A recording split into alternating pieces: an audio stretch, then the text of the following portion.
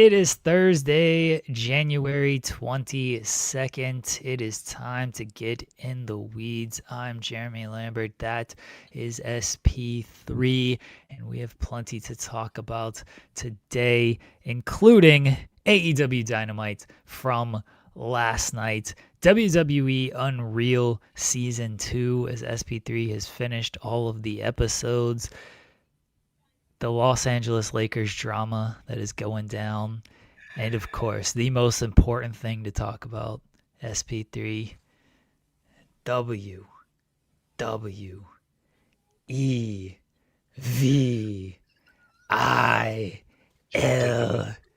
evil.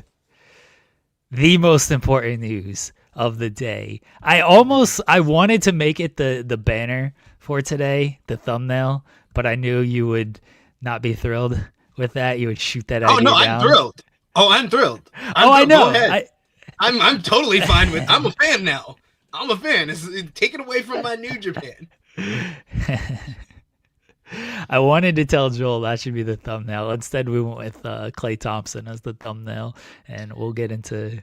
I told you this on Twitter. I will tell you this here. Okay, Steph Curry, you are confusing brothers. Don't be that white guy that confuses one brother for another. Okay, let's not make me out to be this person, please.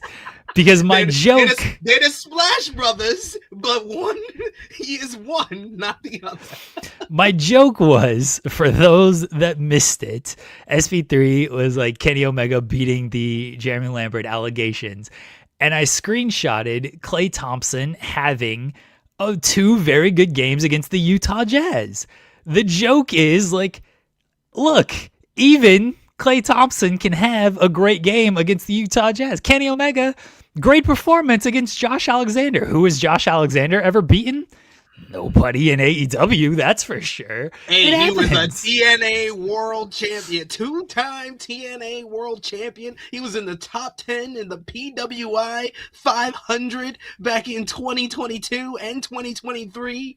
Disrespectful to and the Utah Jazz made the finals in back-to-back years in the 90s. So that's all the same thing. I said recent years. I said in this decade. The Utah Jazz were in the conference finals with Donovan Mitchell and Rudy Gobert. That was relatively recently. Disrespectful. This guy is still putting up 27 points per game. He's still shooting like 38% from three, and he's gonna call him the guy that barely gets on the court and has two good games. Klay had 27 against the Jazz. He shot like 50% from three, back-to-back games too. Back-to-back games against the Utah Jazz. That's good stuff. That's just like Kenny Omega's performance last night. I was not trying to confuse the brothers here. I don't want to be accused of being that person. I see brothers, SP3. I see one. I don't think he looks like the other. It's very funny because after that match, I was going to be like, oh man, you know what? Like, that was a great Kenny Omega performance, by the way. It was a great match overall. And I was like, oh man, I'm going to have to be like, yeah, Kenny was definitely more Steph Curry last night. Like, he might be back to Steph Curry form. And then, of course, you tagged me, and I was like, let me look at Klay's recent games. And I saw, like, he had the two great games against Utah. I was like, you know what? I can actually spend this, too. Like, it's the same thing as just having great games against Utah. Thank you, Klay, for having some great games against Utah. Otherwise, my bit would have been completely shot and ruined here if he continued to be trash. You see how I turned the bit on him though. I was like, they Splash Brothers, so don't confuse two brothers. You had to pull the white guy only sees the black people as the same card. Using one brother for the other.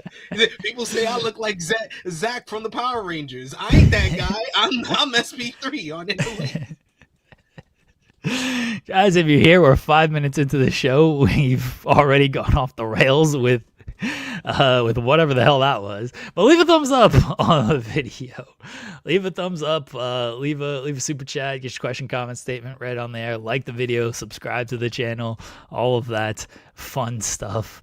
I don't fully have a banner today. I don't fully have a poll question today. I do want to say thank you to everybody who has said kind things, reached out. I apologize if I've not responded to you. I've kind of stayed off a little bit of social media, except when I've just been like tagged in posts and tagged by basically you, and that's about it.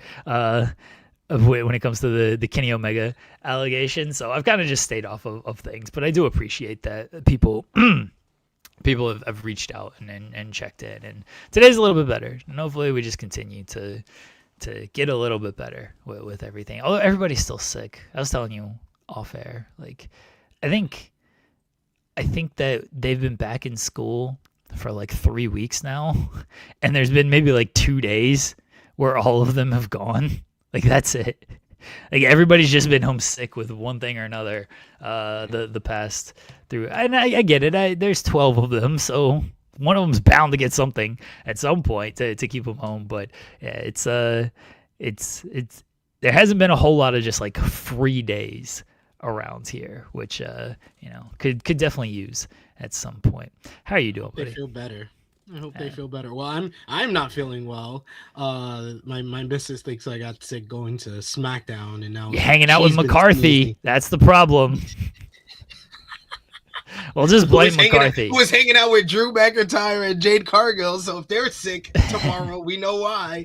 But yeah, I haven't been feeling well the last couple of days since like Tuesday? Since like Tuesday evening, haven't been feeling well. Like I had a coughing fit on Rated Raw review with Romeo, and then ever since then, my nose started running, and then all this stuff like hit me all at once. So. But I'm feeling a little bit better today. I just finished tea that my missus made me. Nice. Shouts out to her. She at first when I first saw her and I told her I was sick, she was like, but she's been taking care of me. Shout outs to her. I love her. She always knows what to give me as far as like food, medicine. I don't usually do medicine, but she's been making me take medicine so I can get back to health. So feeling a little bit better today. So. That's good.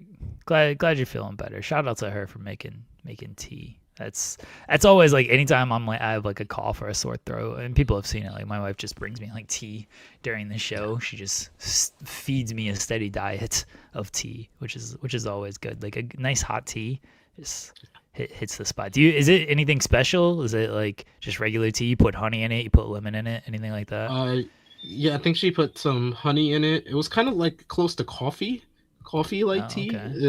Like it was not like a regular tea. I don't know what kind it was, but it tasted well. It tasted good.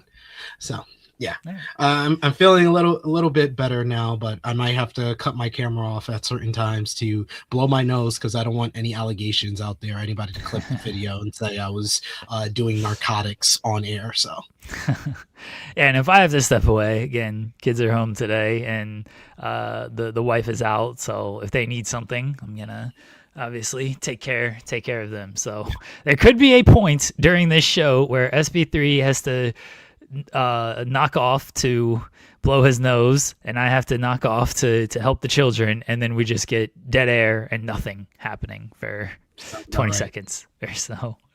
Yeah.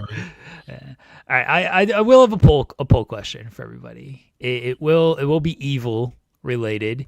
Evil to, if I could type, WWE. Fine, Joe Pearl, fine. Good, great, greatest. There's no bad. You can think it's fine, but there's no bad. He's already evil. It's either fine, good, great, or greatest. Okay? I think he fits in that company. What company? WWE. I think evil fits in WWE very well. I see Volub trying to put out his opinion like it's a fact, saying, "Oh, evil is a loss for New Japan Pro Wrestling. There's no two ways about it." No, there is two ways about it. That's your opinion. My opinion is different from that. There is no facts when it comes to this type of situation with how what Evil has brought to New Japan Pro Wrestling over the last couple of years and how Gato has used him. Yeah, he could have been used differently. And yeah, Gato is a bigger problem. But we cannot say that Evil has been this great performer just boggled down by the creative, and that's why he's been a net negative to New Japan Pro Wrestling. There's no two ways about he has been a negative to New Japan Pro Wrestling. Some people want to say, oh, he's the fall guy for New Japan fans. He is. No, he's also been sticking up the joint. He's also been having one good match per year for the last 5 years. Let's stop playing games. Let's be honest now. If he's gonna leave, let's be honest now. This could be a straight down the middle, that there are negatives to Evil leaving and there are positives to Evil leaving. I think that it's closer to that than he's a loss, he's not a loss. I think that's very close-minded to think it's one way or the other. All right, I'm going to drop a bit for a second.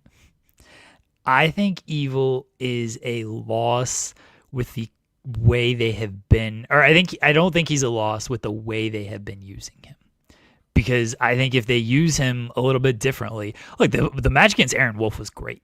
Aaron Wolf played his role perfectly. Evil played his role perfectly. And I think there was a reason why they put them in there with Evil. I think Evil can have good matches when he's called upon to have good matches. He has not been called upon to have good matches. He's been called upon to do for like 1 to 2 times a year. I'll give him credit. 2025, he had 2 good matches. Hiroshi Tanahashi at Wrestle Kingdom, Takeshita in the G1 final. But that also, the G1 final came after he was a net negative, and he was the biggest problem with the G1 Climax tournament. Every single one of his matches were the worst part of those shows, and the House of Torture and the nonsense that is around him has been the thing that has dragged down the perception of New Japan Pro Wrestling. I think with the way they use him, I don't think it's the biggest negative in the world for New Japan. I don't. Now they gotta have people step up to replace him. Also, if they're just gonna like make Ren Narita or Show the new Evil or whatever, like that's not actually helpful for these things, mind you. Like that doesn't actually, that's not a gain for the company to just, all right, well, Evil's gone. Who's the next House of Torture guy we can basically make as the new Evil here? That doesn't.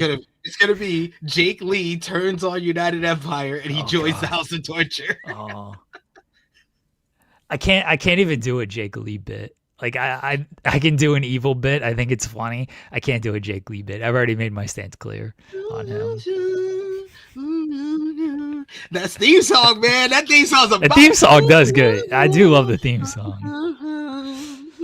Yeah, I do love the theme song, honestly. Maybe I can pull off a Jake Lee bit. People know it's fake and it's a bit, though. I mean, this whole show's a bit, but I can pull it off. I've been on the Jake Lee bandwagon ever since I was on the Wrestle Kingdom prediction show on the Takedown on SI YouTube channel with Lyric, and she asked me who I think was gonna be the United Empire mystery person. I was like, Jake Lee, and she was like, don't wish that evil upon me. And I just went online when it happened. I was like, yes, Jake Lee supremacy. As far as Evil in WWE goes, I'm excited for it because just put them with the Vision, and this is all the bullshit they do anyway, right? Like they just do a bunch of interference, do a bunch of DQ finishes. I have an addendum to my rule, SP3. Everyone knows that my rule is I'm not reviewing a show if your main event ends in a DQ. It's not going to do it. My addendum is if Evil is in the main event of the show and it ends in a DQ, I will only review the Evil match and I will not review the rest of the show. That is my new rule. So if Evil headlines Raw and challenges CM Punk for the World Heavyweight Championship and the match ends in a DQ, I will still review that match, but not the rest of the show. None of that. I really want to say, like, I would come on here and say I have not heard any good ideas from any fan when it comes to Evil in WWE. I've heard people suggest Evil should form a tag team with Shinsuke Nakamura, or he should form a tag team with Rusev, or he should join the Judgment Day, or he should be Evil. He should be Io Sky's head heater and stuff like that. I'm like, thank God none of y'all are in the the writers' room for WWE. And then I watch WWE Unreal, and I'm like, oh my God, it can get worse. It's worse there. It's worse in the writers' room. There are worse ideas than what you will see on Twitter at 2 a.m. in the morning. It's insane to me that it only gets worse when you really pull back the curtain. And this is the stuff they want us to see, ladies and gentlemen. This is the stuff they want us to see. Yeah, they'll pitch Evil like beating. They'll pitch Evil beating Roman for the title. Like, what if Evil wins? That's just shock value, you know? That's unpredictable. That would get the views. Yeah, they'll pitch a bunch of stuff. All my pitches are gonna be, absurd. So absurd that they might actually do it. No. How about? All right, here's one I just thought of. How about? He's a split personality character. They can't do these clearly with Bailey being the example, but with me, I'd actually follow through on this stuff. He's a split personality character, but also a sorcerer. Stick with me here, okay? He has two personalities. He has Evil and he has Liv. And then he puts a curse on people depending on how they are treated or how they are acting. If they are, not acting well by his standards, he might think Asuka is like, you know what, this person's actually, they're doing okay. I actually like what Asuka is doing. He thinks Asuka can live. So he curses her, like in a good way, curses her to good things. Like she just finds like $1,000 on the ground, or her mist blows people's faces off. I don't know, just make her mist like even more deadly than it is. But if he thinks that this person is acting, terrible, he curses them with evil, and then they have black goo oozing out of their mouth. So basically, he's the Fiend in Bray Wyatt. Hurt and heal, Evil and Live, Mean, Bray Wyatt. He's gonna make people spit out goo. Like this is all. Well, I just went with the goo. This is all Bray Wyatt. I just went with the goo thing because they actually did that. So I was like, this is how they've actually cursed people, and with the Papa Shango as well. So. That's why I went with this is why Ring of Hallucinations needs me, because a lot of our conversations on this show is basically Road Dogg and Triple H. But like, what happens next? You put the title on Chelsea, and then what? She just beats everybody. She's already faced everybody, so she beats him again. Gonna work with. Like, she ain't gonna work with these people. These people ain't gonna do that. And I got into a whole debate. Shout outs to what's his name? Gifted Money, who's one of the most staunchest WWE supporters that I found online. He's not the worst to talk to, though. He doesn't get like rude or anything, so that's why I entertain him by going back and forth with him. But I basically he's like trying to say, oh no, I have to deal with Jericho, I don't want Evil in all this. And I'm just like, it doesn't matter. It's a WWE signing. Like it's gonna amount to nothing. And he was like, what signings do you think has amounted to nothing? I was like, the Motor City Machine Guns haven't been on TV in 2 months. They're on AAA this week. I know. God were one of the most decorated tag team champions in New Japan Pro Wrestling. They haven't teamed in a year. Hikuleo was seen as like an up-and-coming star in New Japan Pro Wrestling. He didn't wrestle for a year. It was like Jeff Cobb was Jeff Cobb, and now he's JC Matera wearing a turtleneck on TV. Like, it's like, dude, I where do you want me to start? And he's like, I was like, you're either being disingenuous or you're being delusional, because he tried to tell me that God, he was like, they were feuding with top guys in the summer they got here. They were feuding with Roman Reigns and Usos. I was like, dude, they were not feuding with Roman Reigns and the Usos. Solo Sikoa was feuding with Roman Reigns and the Usos, and those guys were his nameless lackeys. That's what they are. They're lackey number one. They're lackey number two. The only one who got over was lackey number one, and that was Jacob Fatu, because he has a personality that WWE was like, hey, we see that this guy has something. He's connecting with the audience, and that's why he's out the group. If you're still in the group, they got nothing for you. That's why it's a nothing signing. I had to explain this to him. We went back and forth for multiple comments because he's like, I'm not being disingenuous. I was like, okay, then you're being delusional. He was like, I'm not trying to be adversarial. I was like, no, you're not. I was like, you're actually, I'm actually responding to you. I would have blocked you a long time ago if he was being adversarial. So I go back and forth with him, but they are actually WWE fans that believe that just being on TV and being on the winning side of things. He's like Jeff Cobb. He's on TV and he's winning it matches every week. I was like, the last time Jeff Cobb actually got a pinfall victory on WWE was sometime last summer. Like, he has not gotten a pinfall. He's been on the winning side of some tag team matches, yeah, but he has not himself got a pinfall victory on WWE TV in like 6 months. Like, what are we talking about here? In fairness to Tama and Tonga, they were both hurt at various points.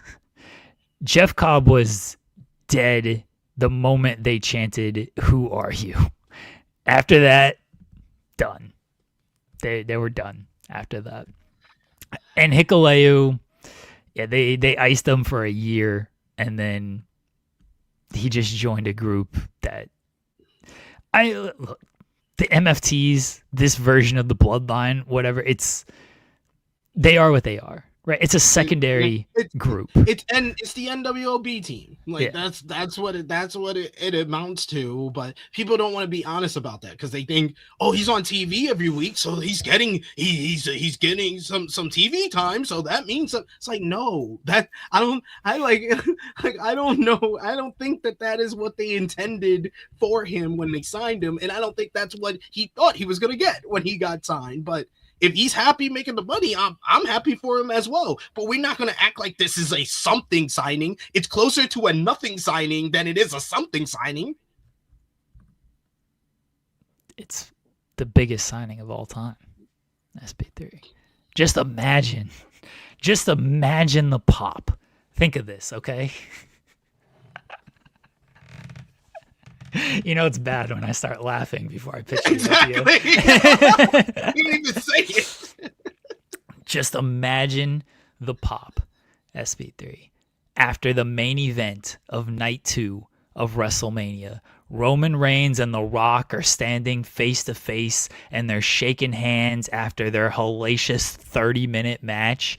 And, you know, they're respecting each other. They're throwing up the ones and everything. It's like, oh, look at this. They had the passing of the torch, even though, you know, it's like the bloodline. They came together. They fought. They came together. Now they're friends. It's great. And the lights go down in Allegiant Stadium, right?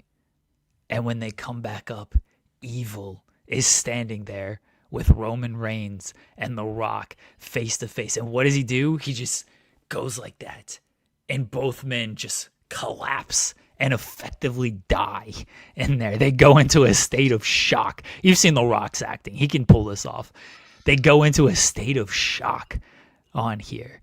And WrestleMania ends with Evil standing over the dead bodies of Roman Reigns and The Rock going,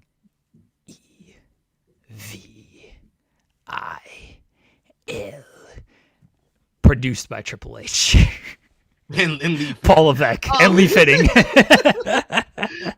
I just need like the intro to be him, the guy with the guitar playing him down to the ring, because that I will say I've always been a fan, especially the last 2 years, of the Evil live performance entrance at Wrestle Kingdom. That entrance on January 4th this year was supreme aura forming. The one last year was supreme aura forming, and I feel like that's the only footage of Evil that WWE has seen. They haven't seen. any of his matches. They just EO showed Triple H and Michael Hayes. He was like, look at him, look, and they're like, oh man, he's a huge star. He's got a guitar player playing him now. And then Michael Hayes was like, do do do do do do do do do do do do do do do do do. I think they have seen his matches and they're like, oh, wait, it's a bunch of interference and ref bumps and bullshit. Yeah, we love that. Yeah, he's a main eventer waiting to happen. Yeah, they probably wait. He works at a slow plotting pace, and then it becomes a bunch of interference. He's perfect for us. He will headline WrestleMania one day. It's like, I can see it now. Shinsuke Nakamura, Evil, Io Sky, the Kabuki Warriors. It's going to be Team Japan versus America. America versus God. Team Japan at WrestleMania. I'm so excited for Evil in WWE. So excited. I do have a bone to pick with Tony Khan though, because the word was that Tony Khan was not a fan of Evil. I agree. And then I watched Samoa Joe and Mike Bailey, and I'm like, how are you not a fan of Evil when you got all this interference bullshit in this Samoa Joe match?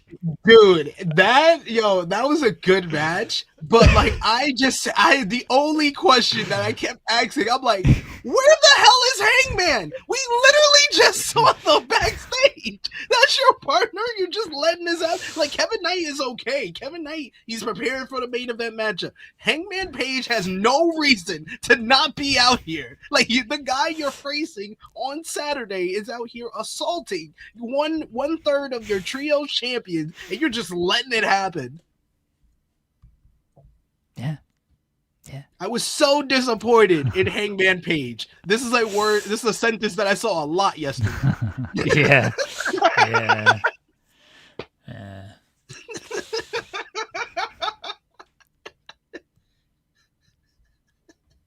Hangman's yeah.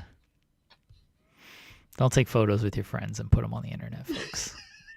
But like, I tend to be like, why y'all acting like this is like new information? Like, they have like, it's not new information.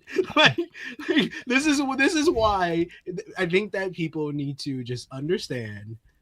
You should like wrestlers for what they do, on screen, and you can root for them. That's all fine and dandy. When you start holding them up to a different standard outside of the ring, you have to understand they're a professional wrestler.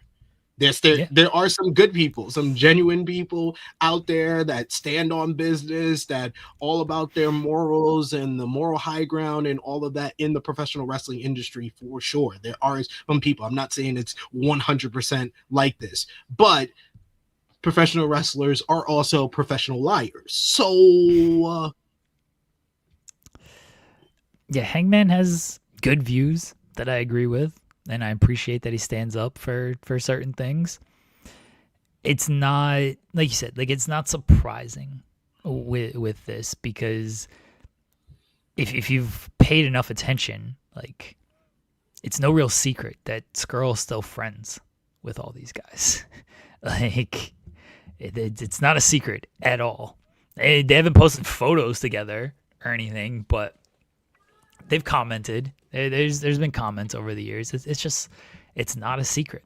But when people see plain evidence like this, it becomes a little bit more in their face. And it's like, oh, okay.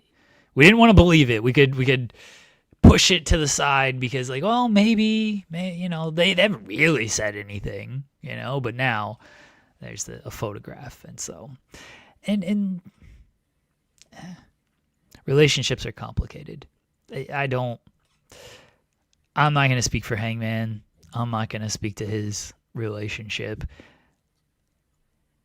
Me personally, I'm disappointed in a sense, but I'm also not, just because, like you said, like, I don't hold these guys to a different standard than anybody else. Do I wish, they would condemn these people for their actions? Yeah. But do I, again, like, is it night and day for me where like, well, I can't support this guy because he doesn't do this, or I think this guy's a terrible person because no, like I don't put any of these wrestlers on that kind of pedestal. I don't think anybody should, honestly. Yeah. Like I don't think anybody should put these wrestlers on any type of pedestal of they should act this way because they are a hero to me. And Hangman has a lot of good qualities. Like he has a lot of good qualities. So, and this was just unfortunate. Yeah. I understand the people that's like, it's unfortunate, this is disappointing news, but like to be like condemning him like, I'm disappointed in you, I hold you up to a higher standard than this. That was your mistake. That's not it. His mistake is allowing him to post that picture online. Yeah. Your mistake is holding him to a higher standard. I'm grabbing my phone. I apologize, everybody. No worries. And yes, we are addressing the Hangman Adam Page photo with Marty Scurll on social media yesterday because that was a topic of conversation before AEW Dynamite went on to air. But another topic of conversation before AEW went on air is our boy, ITW legend, Bishop Dyer, showing up in AEW. He stepped in an AEW ring for the very first time. I was so happy to see this. I've been pushing the agenda of Bishop Dyer being the new bodyguard, the new heavy for MJF way before he even showed up on this show. Now I'm like 1,000 miles ahead. I'm going with it. Let's do it. Let's do Bishop Dyer as MJF's new bodyguard. They're friends in real life. He stepped in the AEW ring before the show. It was a dark match in Orlando, so close by to where he lives. I was happy to see this. Yeah, I was excited for Bishop, and you know I think we had pitched Bishop Dyer being like Don Callis, like a like actually Don Callis because bald, and he could just put the mark on his head and everything. So like we've had pitches for Dyer in AEW. Put him with the Don Callis family at this point. Everybody else with Don Callis family, and I've come around on the bit where like, yeah, just add everybody to this group. A heavy for MJF might not be the worst idea in the world. I think people get a misconception about Dyer because of how his WWE run went, and he ate a lot of crap, and he ate literal dog food in WWE. And I think it's also the fact that WWE literally told us on air, this guy sucks. Yeah, that's what I'm saying. Yeah. Yeah, like he ate a lot of crap in WWE. Yeah. And I think people get the misconception of him because he was just prevalent for so long in WWE. And he was never a champion, but he was always in like kind of bigger programs, or if he wasn't in a bigger program, like he was still a consistent on television. It's kind of like The Miz nowadays, where like The Miz hasn't been a champion in forever. I feel like his last one was the tag titles a few years ago with R-Truth, but he's still, but he's like always on TV, like doing something. And so people are just like, oh, well, The Miz is just, he sucks because he's always been around. He hasn't improved. Like The Miz is perfectly fine. And I think Dyer at worst is perfectly fine. And there's a role for these guys on television. He's a guy who can make kind of any segment work. He can get characters over. He's a good worker. He's not like a bad worker or anything. And given AEW style, it'd be a change of pace, and I don't know how like accepting some of the AEW audience would be to that stuff. And I don't know if there's any real interest between Dyer and AEW and Dyer. It could have legitimately been as simple as, hey, you're in Orlando, we're just kind of like doing matches. They're dark matches. They're not taped or anything.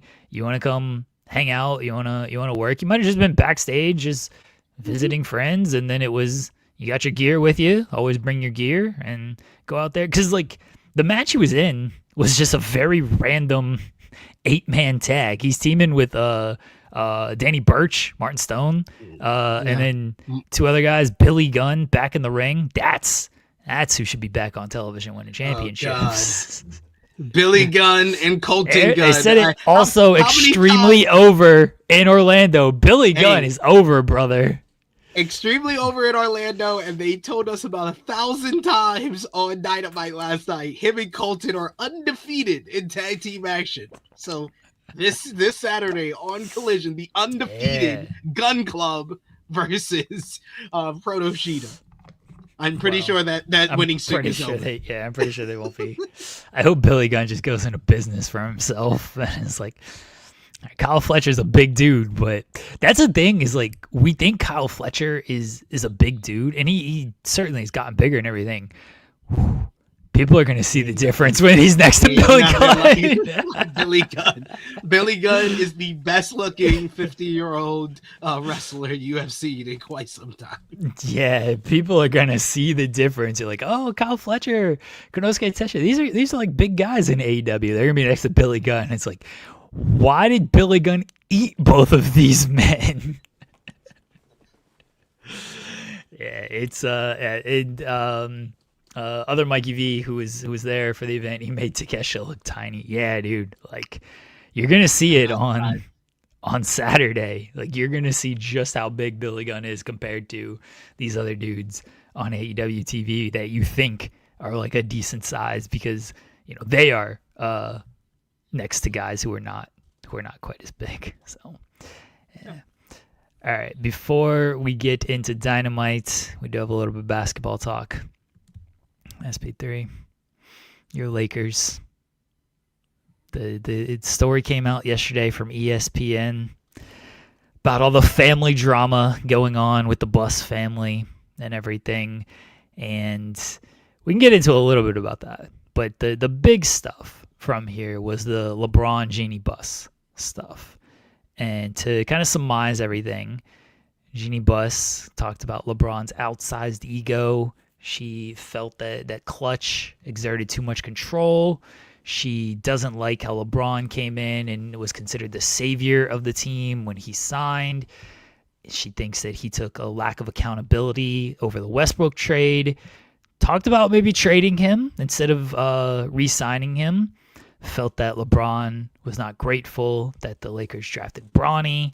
And it says that like she gave him the contract extension because it would have been a bad PR hit if they didn't give him a contract extension.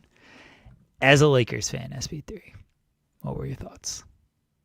Well, we should note right off the bat that Jeanie has released a statement, because this was a story that came out, and Jeanie said, and I quote, "It's not right, given all the great things LeBron has done for the Lakers, that he has to be pulled into my family drama. To say that he wasn't appreciated is just not true and completely unfair to him." So do I believe the story, or do I believe her statement?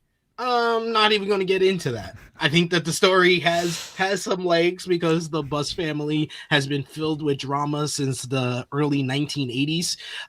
If you like me, if you remember FMC, I was reviewing Winning Time, and that gave me a greater appreciation for Jeanie Buss, to see where she started off in the Laker organization, to see her relationship with the father, how it's developed. But ever since Jerry Buss passed away, this whole team has just been in a family drama for like the past 6-7 years, with the sons, who are complete morons and have always been morons, and you've seen it in Winning Time. If you, like me, watch that show, they were dumb then. Jeanie was the only one that knew about the basketball operations then, and she still 40 years later is the only one that knows about basketball operations now. So what I will say, like I said, I'm not gonna speculate to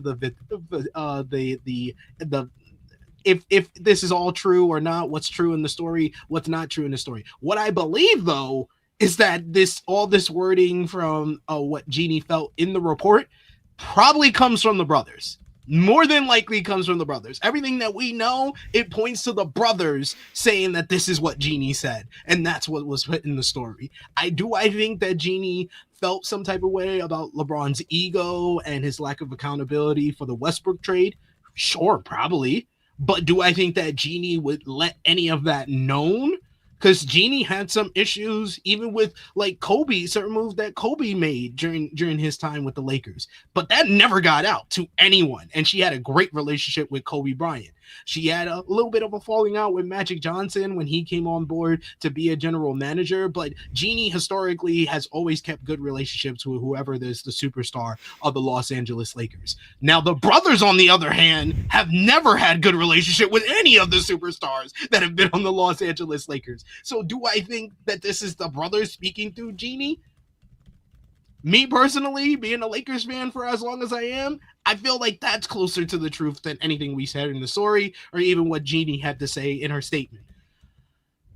This is just unnecessary drama. This is not drama that we need, but it is drama that we'll probably see LeBron James finishing his career in not the purple and gold. He will probably head to another team. He's a free agent at the end of this offseason. And any of this drama, whether it be this, whether it's the last time that we talked about the Lakers with the Rich Paul and the Triple J, Austin Reeves trade, none of this stuff is good and positive and points to LeBron James finishing his career as a Los Angeles Laker. So I think that this story is just a nail in the coffin that just tells me LeBron is leaving after this season. I think he was always leaving after this season. And that, yeah, like you said, like this story kind of puts it out there a little bit more. Very excited to see how Rich Paul responds on the Max Kellerman podcast, since that's a thing. I think there's truth to the story. How much I'm in agreement that I think a lot of it comes from the brothers, and this is how they view things and how they are continuing to just kind of drive a wedge between things. But I think there's some truth over LeBron, the perception of LeBron compared to the perception of the Lakers, because there wasn't accountability for the Westbrook trade. Everybody bashes the Lakers for that, and very few people mention, hey, like LeBron pushed for this, right? It's like, oh, this was a terrible trade for the Lakers. It's like, LeBron actually had a pretty big hand in this. But then, because LeBron effectively threw him under the bus and tried to get him out of LA, it's like, see, LeBron shipped him out. He did the work. Well, you brought him here, so it's on you in the first place. LeBron was looked at as the savior for the Lakers. Kind of rightfully so. I mean, I've said this before. He was. We were in the doldrums for the last, ever since Kobe broke his Achilles at the end of the 2013 season. We've been in the doldrums. The last few years of Kobe's career, he was on losing teams and looking miserable on the bench half the time because he would get injured early on in the season. He would only play 20, 30 games at best at a couple of those seasons. And then the final season, he was so accumulated all these injuries that he just said, you know what, this is going to be the retirement tour. He let us know at the beginning of the 2015, 2016 season that was going to be it. And then for the next years, 2016, 2017, and 2017, 2018 seasons, we were a bad team that was in the lottery each of those years. We were in the doldrums until LeBron decided, hey, I want to make movies, and moved to Hollywood and became a Los Angeles Lakers. He is rightfully the savior of the Los Angeles Lakers, because if it wasn't for LeBron coming, we don't make the Anthony Davis trade. We don't win the bubble championship in 2020. We aren't a regular playoff team these last couple of years, and we don't get Luka last year. So all of this, you can say, is because we got LeBron James, but all of that saying, the fact that he was the savior for the Los Angeles Lakers, one of the greatest teams of all time, further inflated an already ridiculous ego that LeBron James had. I've said this before, so this is not new. The Lakers failed upwards with LeBron.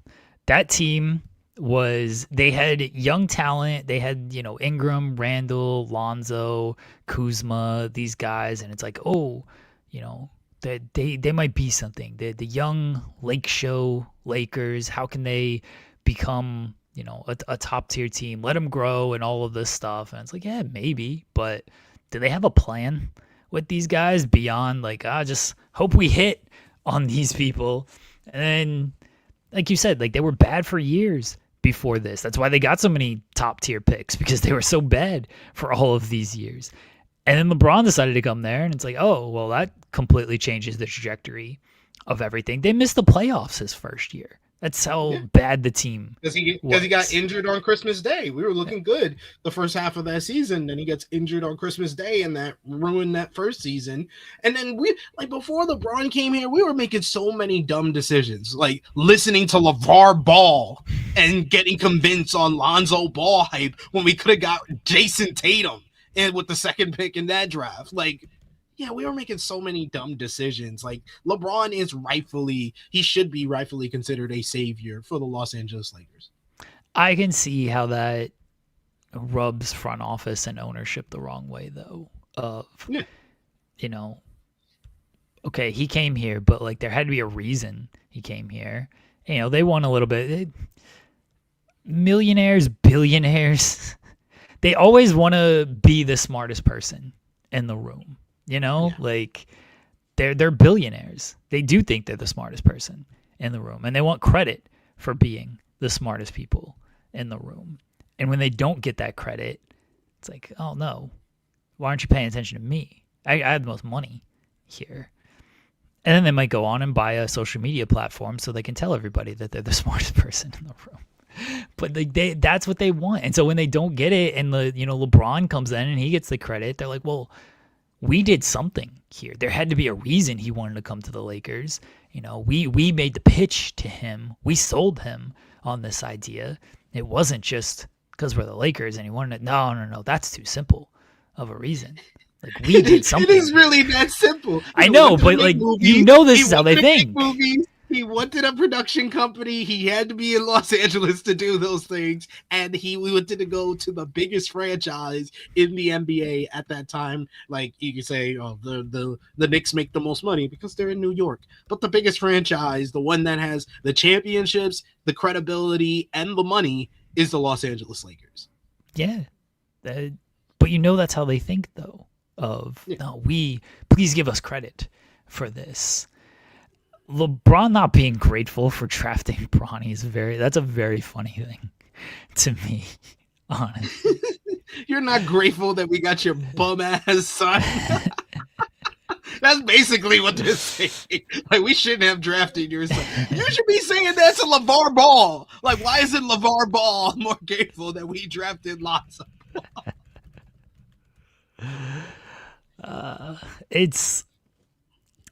I think the drama's funny.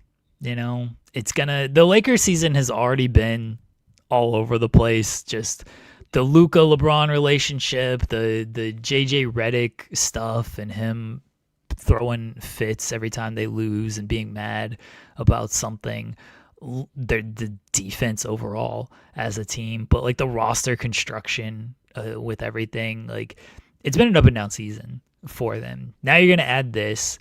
Going to be more questions about LeBron to LeBron of like, oh, what about this? What's your relationship like with it? And then it's just more stuff that if you're a Lakers fan, you're like, really? We're going to run this dude out of town. Fortunately, you have Luka now, and so it's not quite a big deal. Imagine if you just had Anthony Davis and like that's the guy you were trying to build around. But this is, again, a failing upward thing of like, you should have just been stuck with Anthony Davis once you ran LeBron out of town. Instead, Nico Harrison's like, I want to be stuck with Anthony Davis. Here's Luka. We got a backcourt that could be here for the next 5-6 years. Like, we good right now. Until they foolishly trade Austin Reeves. No, they won't. I don't think they will. I don't think they will either, but I don't put it past them either. I don't think they would. They fail upwards, but they're not overall dumb. I don't think Rob Pelinka is overall dumb. He just listens to dumb people. That's Rob Pelinka's problem. That's always been when Rob Pelinka is left to his own devices. He has helped us tremendously. He put together that 2020 team. He put together the 2023 team that overachieved. Like when he's left to his own devices and he's not listening to Le GM or Rich Paul or he can pull off Jedi mind tricks like the Luka trade. I believe in Rob Pelinka. That was not a Jedi mind trick. That was stupidity on the other side. No, it was Jedi because he was basically like, you don't want that fat guy, right?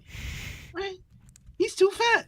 He don't play no defense. What do you really want from the Dallas Mavericks? And Nico Harrison was like, I want a defensive team. Can you really get that with Luka Doncic? You know, we have one of the best defensive players in the NBA today when he's on the court. That was just Nico being an idiot. There was nothing that Rob Pelinka did to make that any type of better. Underrating Rob Pelinka, the former agent of Kobe Bean Bryant. Kobe Bean Bryant don't surround himself with no idiots. Smart man. Okay. Lakers had a good win against the Nuggets the other night. That was a great second half. Yeah, they looked dead in the water. Great game by Luka. Great game by Luka. 30-point triple-double, 5th of the season. So he looked good. Our defense looked decent. I mean, it was the Nuggets without Jokic, but I'll take it. Because they have been looking good without Jokic anyway, so I'll take it. Yeah, Nuggets have been better than expected without Jokic, but they don't have any front court without Jokic and Valanciunas. And yeah, they did a good job just doubling up Murray, and nobody could hit shots. Tim Hardaway went 0 for 8 from 3. That doesn't happen. So you kind of survive some bullets there, but look, a win's a win. You know, no matter how you get it, guys miss shots. Tim Hardaway Jr. wasn't ready for the moment. Clearly, taking on the great Los Angeles Lakers, starstruck by LeBron James. Starstruck. Yep, he was like, "Oh my God, I can't do this against LeBron." Giannis is checked out. Bless that guy. He's over. Yo, I remember everybody was like, "Yo, Giannis is like top." Yeah, he's still like a top 5, top 6 player in the NBA, but he hasn't been playing like Giannis the last like month and a half. But it is also January. Like people need to understand, January is when a lot of these teams check the hell out. We talked about this a couple of weeks ago, how every top team was on a slide or on a 5-5 over the last 10 and stuff like that. I think that people, and you know, we love talking about the NBA, so we'll talk about some of these slides that are going on, but it also is a case of the January is the middle of the season. It's right, you know, a month away from All-Star break. A lot of these teams are not at their peak. We're not going to see a lot of these teams on what they're going to look like later on in the season in the playoffs in April and May until after All-Star break. Giannis, I think, is still a little bit affected by the injury. I mean, he's been dealing with injury issues for years, and he's been in and out of the lineup this year. And SP3 is wrestle votes, and he's definitely like lost a step. It's become clear on the defensive end last year, and you could see it a little bit this year. He said after the game that they played the Thunder last night. Rivalry week, Bucks and Thunder, huge rivalry. I guess it stems from the very prestigious NBA Cup Finals last year. SP3, you should be thrilled that that got them a rivalry week game. But he said after the game, he's like, I guess I got to be more aggressive. That's demand the ball. It's not really my style. We have young guys. We have guys trying to do their own thing. We're all trying to win, but win on our own accord type thing. And I'm like, yeah, this guy does not want to be here. And I've watched the game last night. I've watched a handful of Bucks games. That's one of the teams I cover for the basketball site that I write. So I'm more inundated into the Bucks than I probably need to be. The team's just not very good. Like they have no one to get him the ball. They don't have like a true point guard. Kevin Porter Jr. is like their point guard, but he shouldn't even be in the league. And they don't really have a true point guard out there for him. He's not the same guy when it comes to like getting downhill and everything. And they don't have anybody who can set a screen to like free him up for that. Miles Turner has missed the last couple of games, and even when he plays, like Turner kind of sets like a half-hearted screen. Like he sets just kind of a rub screen, not like a Brook Lopez who's gonna stand there and kind of wipe you out type deal. And even if you do set a screen, you just blitz the ball and force Giannis to just give it up because they ain't worried about these other guys beating them. Like OKC put Lou Dort on Giannis last night, and then anytime like Giannis wanted to like post up or anything, Kaysen would just come over and they'd effectively double him, and then the point guard was scared to throw the ball to a double team. So it's like, all right, what pass do I make? I guess he's fine. You want Bobby Portis to shoot this three? Sure, go for it. Like, we ain't worried about that.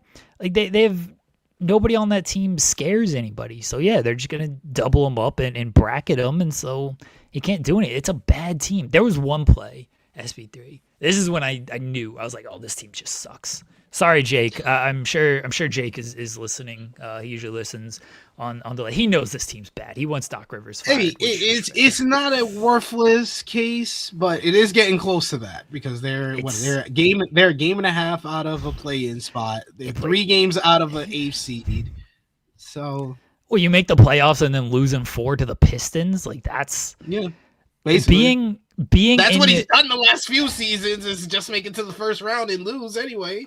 But they haven't been this bad. They've at least been like a top 4 seed. And then if injuries don't get in the way, maybe they could make a run. But then Dame got hurt. He's been hurt. And so, like, you can't even talk yourself into, well, if injuries, like, the team's actually been healthy. Doc Rivers claims that they're not healthy, but the team's actually been healthy. I don't want to hear anybody talking about excuses of, oh, well, look at OKC. They haven't been healthy, and they went through a rough stretch. We had 7 players healthy last night. 7 fucking players, because AJ Mitchell got hurt in the middle of the game. We had to play Shea in the fourth quarter of a 20-point game because we literally had nobody else to put on the floor. There was no one who could handle the ball. There was no one who could run the offense because AJ was hurt, and Wiggins wasn't there. And Dub is out. We had to play him in a blowout because we had nobody else to put on the floor. I don't want to hear about like, oh, every team is dealing with injuries. Now, we're really banged up. And yeah, we lost a handful of games. Okay, it does happen. But this team is still, the Bucks ain't as banged up as OKC is. Back to my play from last night again. I apologize to Jake. Your team sucks. You know this. We both know this. I love Jake. He's fantastic. Long time supporter. One of the best people. It's a 5-on-3 for the Bucks. AJ and Kaysen like took each other out going for an offensive rebound, and so AJ's down. Kaysen's like trying to help him up. Good teammates. I appreciate that. But they're like out of the play. The Bucks are coming up the court. It's a 5-on-3. SP3. What do you typically do when you got numbers like that? Attack the paint, maybe kick out to get like an open shot, but it's 5-on-3. Get a good shot out of this. Find an open guy. Get 2 feet in the paint. Get to the rim. Whatever you got to do. They stop. They pass the ball on the perimeter, and then they try to throw a cross-court pass so bad that Kaysen is already now back in the play and intercepts it. You had a 5-on-3, and you committed a turnover to a guy who was not part of the 3, to a guy who was out of the play when the play started. I was like, this team sucks. This team's just awful. I don't know what you're supposed to do with this. Zeno, you're saying OKC has depth.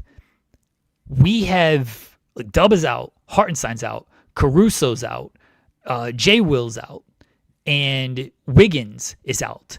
Then AJ got hurt. That's 6 people. Do you know the lineup? That is his depth. The depth is gone. It's all injured.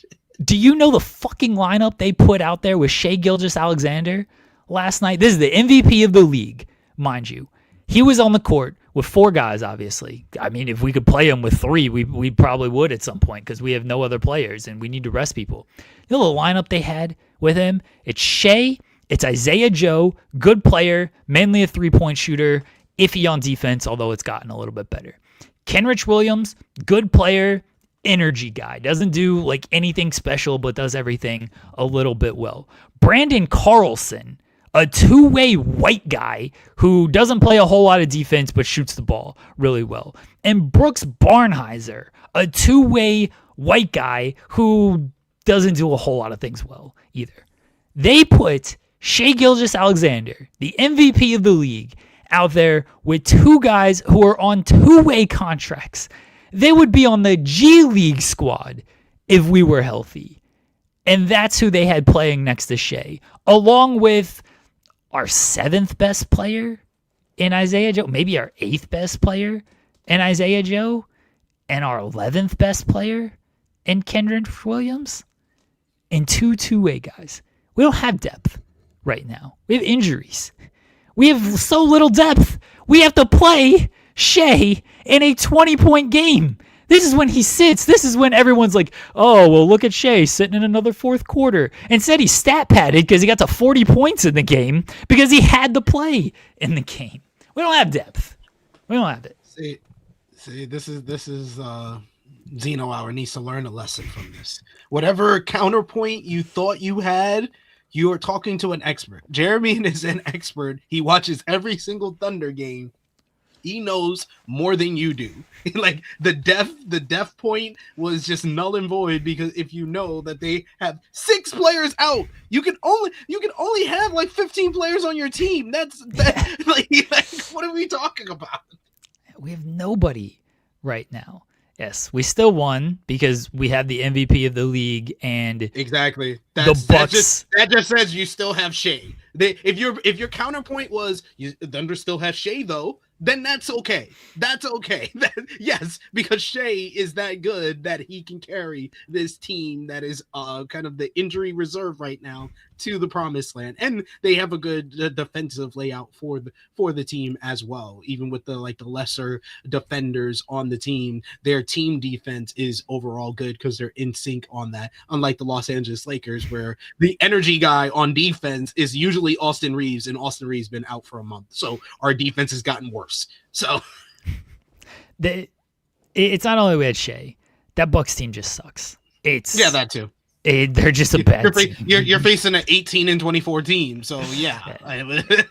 Even with Giannis, like it's not only like they're not a good team, it's a bad vibes team. And I talk about this a lot of like the vibes and like the body language kind of thing. Like you can just tell it's not good with this team. And Giannis's post-game comments more or less confirmed that it's not good with this team. So it's a bad vibes team on top of just not being a good team. And that translates on the court too, because like when the OKC was losing, the vibes were still good. It's like, oh, they're not getting too down on themselves. They can pick themselves back up on this. It's tough to break losing streaks when you're just not having fun playing basketball and you just look at the other guy of like, yeah, this guy sucks. Why is he on this team right now? Mm-hmm. Why is he even here right now? Why can't he get me the ball a little bit more? And Giannis has already got it out there that he wants to freaking get traded. So yeah, the vibes is just completely messed up for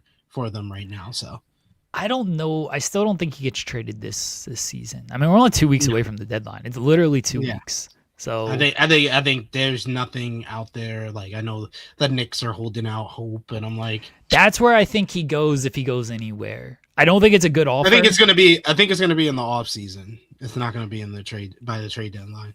I think the Knicks will push very hard for it.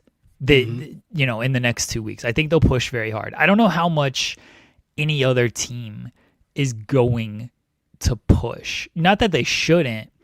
But you're bringing in a big piece. How does that affect things? He has had injuries over the years. Look, I do it in heart. He's still Giannis, Yeah.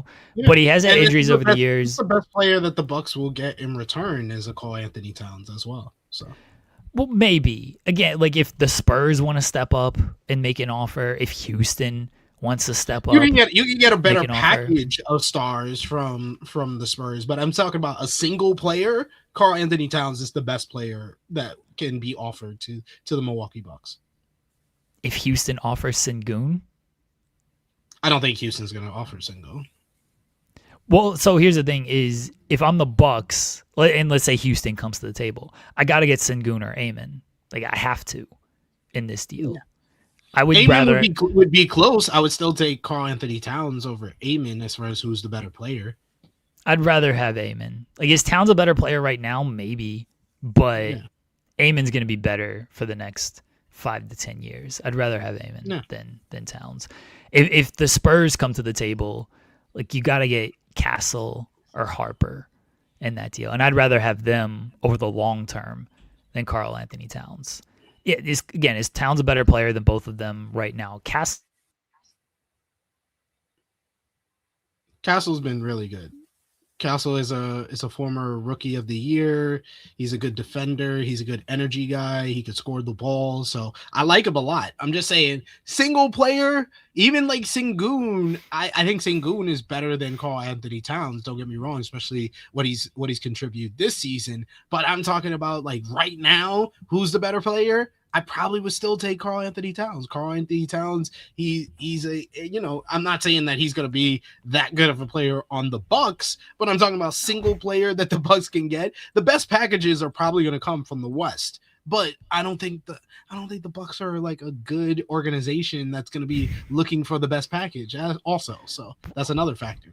I mean, that might actually be true. Is they might not take the best actual offer because they're a stupid organization. But like I was saying before I froze, I'd rather have long term. Like I'm not thinking of like, okay, who's the best player I can get right now? The team sucks right now. What do you need a good player now for? You don't want a good player now. You want someone who's younger and you have control over and you can kind of build around long term.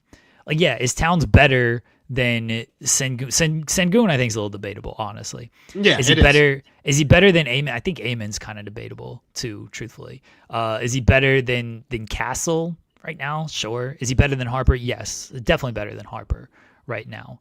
But again, long term, I'd much rather have, without a doubt, any of those four than Karl. Because if you have Karl Anthony Towns, what are you? Like, you're just as mediocre. You're the Timberwolves before they got Anthony Edwards. You're just as mediocre as you are now with Giannis, and you don't want to be mediocre. You want to have young players. You want to be kind of bad so you can get better talent out there. That's why I don't think that like the Knicks have. Matthew's saying if you're the Bucks, the Bucks, you want nothing the Knicks have. They want picks and young players. That's what they should want. Yeah, that's but like SP3 said, this front office is kind of stupid, and so this front office hired Doc Rivers. I'm just saying, like, come on, like that is the standard that we're going on, and that we have to judge them on. Yes, they should want picks and young players. That's why I said the Spurs and the Rockets can give you a better package. But I also want to, give the Knicks the benefit of the doubt, because myself, I've lived in New York City pretty much my whole entire life until I started having to travel over here to the UK. And so I have 30 plus years of history that I've watched from the New York, 35 years of history watching the New York Knicks, being in New York, seeing the headlines, seeing the daily news when I was young, and, growing up and watching basketball all these years since I was like 7, 8 years old. The Knicks have told me in newspaper, in articles, on websites that they were going to get every star player that has ever been in the NBA in that time. And they have never got any one of them except for one, and that was Carmelo Anthony. That's it. That's the only player that they ever said they were going to get that actually wanted to come, that actually forced his way to the New York Knicks, and it freaking ruined the New York Knicks, honestly, because he should have just waited till the offseason. So even when the Knicks get one of these star players, it doesn't work out. And that's also why I said when Giannis first said that he wanted to get traded, I was like, if Giannis gets traded and it's for Karl Anthony Towns, and the Knicks are not keeping Karl Anthony Towns, they're just getting Giannis in exchange for Karl Anthony Towns, that Knicks team is not going to win the championship. They're not going to win the championship because one player is not going to just drastically change a team that is a 5-man traffic cone. If you got one guy who's playing defense, yes, he can prop everything up. He can elevate the Knicks defense for sure. Giannis is that good of a player. But it's still, when the crunch time comes to crunch time in the playoffs, I can't count on that team to win a championship. I'm sorry. I'm just not. I think if you're the Knicks, and this is why I think if Giannis does get traded in the next 2 weeks, I do think the Knicks have the best kind of track there, because I don't think Houston or San Antonio is going to come with this offer now. I don't think they're going to offer these guys like now, maybe in the offseason. And if you're the Knicks, I think this is why you push for it now, because I do think you can send out the best. It's not going to be the best offer overall, but you can. No, it's going to be the best offer right now. Yeah, it's the best offer right now, and so you push for it now to try to get this done and try to get Giannis. So if he does get traded in the next 2 weeks, I do think the Knicks are the most likely destination. We'll see what happens. Giannis definitely changes the Knicks, though. The Knicks are a weird vibes team. I don't know if it's fully bad vibes team, but it's a weird vibes team with Towns. I don't know if like those guys like Towns that much. I don't think they like Towns or their coach. So if you replace, let's say you effectively replace Towns with Giannis, like that's a huge upgrade defensively, especially because that's definitely an upgrade. I would say the Knicks are guaranteed like a 1 or 2 spot in the Eastern Conference going into the playoffs for sure, and they will get. I think they're almost guaranteed to make it to the conference finals as well. I don't think it's a guarantee they make it to the finals, and I definitely don't think they're going to win a championship. I mean, teams just pick on the Brunson and Brunson and Towns pick and roll. And now, if you have Giannis, you can't do that quite as much. Brunson's still a minus defender, and that's still an issue. But I think like they're obviously a better team with Giannis. But I don't know who else they're giving up besides Towns. Like it can't be just Towns. I don't know what their draft pick situation is. I feel like they gave up some picks. I feel like they gave up all their draft picks to get Mikal Bridges, though. They gave up like 5 draft picks for him. I don't know what draft capital they actually have left. That's a terrible trade, by the way. It is. Like absolutely a god awful trade. I don't think Karl Anthony Towns can be the best player you get back in a trade, because again, I don't think Karl Anthony Towns like moves the needle enough for you to do. I've been seeing the debate of who got the better of the Karl Anthony Towns trade, and people saying that it's the Minnesota Timberwolves. It's fair. I mean, it's kind of fair to say that. I think it was kind of even, honestly. Yeah. They both made it to the conference finals. They both made it. Like, Towns played really well with the Knicks last season. It's kind of gone up this season. The season's not over. There's still half a season left to be played. Let's see if things can get turned around here. But I think it was a relatively even deal, all things considered. So I just don't think if you're trading Giannis, Karl Anthony Towns can't be the best player you get back. It feels very much like the Luka Anthony Davis trade. It's like, wait, Anthony Davis was the best player you got back? No knock on Anthony Davis, but like that's just not a guy you're gonna build around. You're not building around Anthony Davis. I know the Mavericks thought they could of like defense and blah blah blah, but like that's not a guy like you're actually building around at his age. Karl Anthony Towns is not a guy you're actually building around. He's a nice complementary piece, but he's not a guy you're building around. But the Bucks will probably do that because they've made some god awful trades over the years, and I don't begrudge them for the Damian Lillard trade. That's a move that like I think you always make at the time that you make it. It just didn't work out. I was talking with to Sammer about this. Like the Middleton trade really screwed things up, and not even that they trade Middleton, because Middleton is clearly like a shell of his former self and not like great at this point. But you are taking away a guy who has been there for a long time, a veteran guy who had a good rapport with the locker room and was well respected and everything. Okay, if you're gonna trade that guy, you gotta get the guy in return, and not necessarily like a top tier star, because you weren't going to get a top tier star for Chris Middleton, but you got to make sure you're hitting on the role player he's going to fit on this team in return. And instead, they got just completely useless Kyle Kuzma. Yeah. Like, man, I was watching Kyle Kuzma last night. They started him as center, by the way, because Miles Turner was out. Like, it's not honestly against OKC. Like, Chet was our center, and we have literally no other center depth because Jay Will was out and Hartenstein was out. I saw the most hilarious 2K stat thing that they have for attributes. It's hilarious. Shout out to the Deep Three. They were talking about it. Do you know that in 2K, Trae Young has a higher strength than Chet Holmgren? Chet Holmgren is like 45 strength, and Trae Young is 50. Those 2K ratings are absurd. They're hilarious. That's hilarious. They're like, this dude got a bird chest. Everybody's bodying him. That's absurd. He's gotten much stronger this year, but what can you do? But like starting Kyle Kuzma at center, he played 16 minutes in the first half. It's like, why is this guy playing so much? Why is he on this team? He's terrible. He's just awful. Like, I don't know if he thought he was going to come in Los Angeles. He left his game in Los Angeles. He hasn't been the same since he left LA. Yeah, he went to Washington and he got like you go to Washington to effectively like just play Washington ball of like, oh, this team sucks. I'm gonna jack up a bunch of shots. And he's with Jordan Poole, like the ultimate, like let's just jack up a bunch of shots. We used to be on championship teams. Let's jack up shots. Yeah, they thought they were gonna be like the new Splash Brothers and everything. Like, hell yeah, let's just shoot all these threes and stuff. Who's gonna stop us? And he's just brought that to Milwaukee. But now he's like not even doing that. Like he's just useless. He's like not even like I'd respect Kyle Kuzma more if he just went out and just like jacked up 30 shots a game. Like, yeah, fuck it. Your team ain't doing nothing anyway. And instead he's like passive and everything. I was like, oh, like if you're not gonna shoot, what are you there for?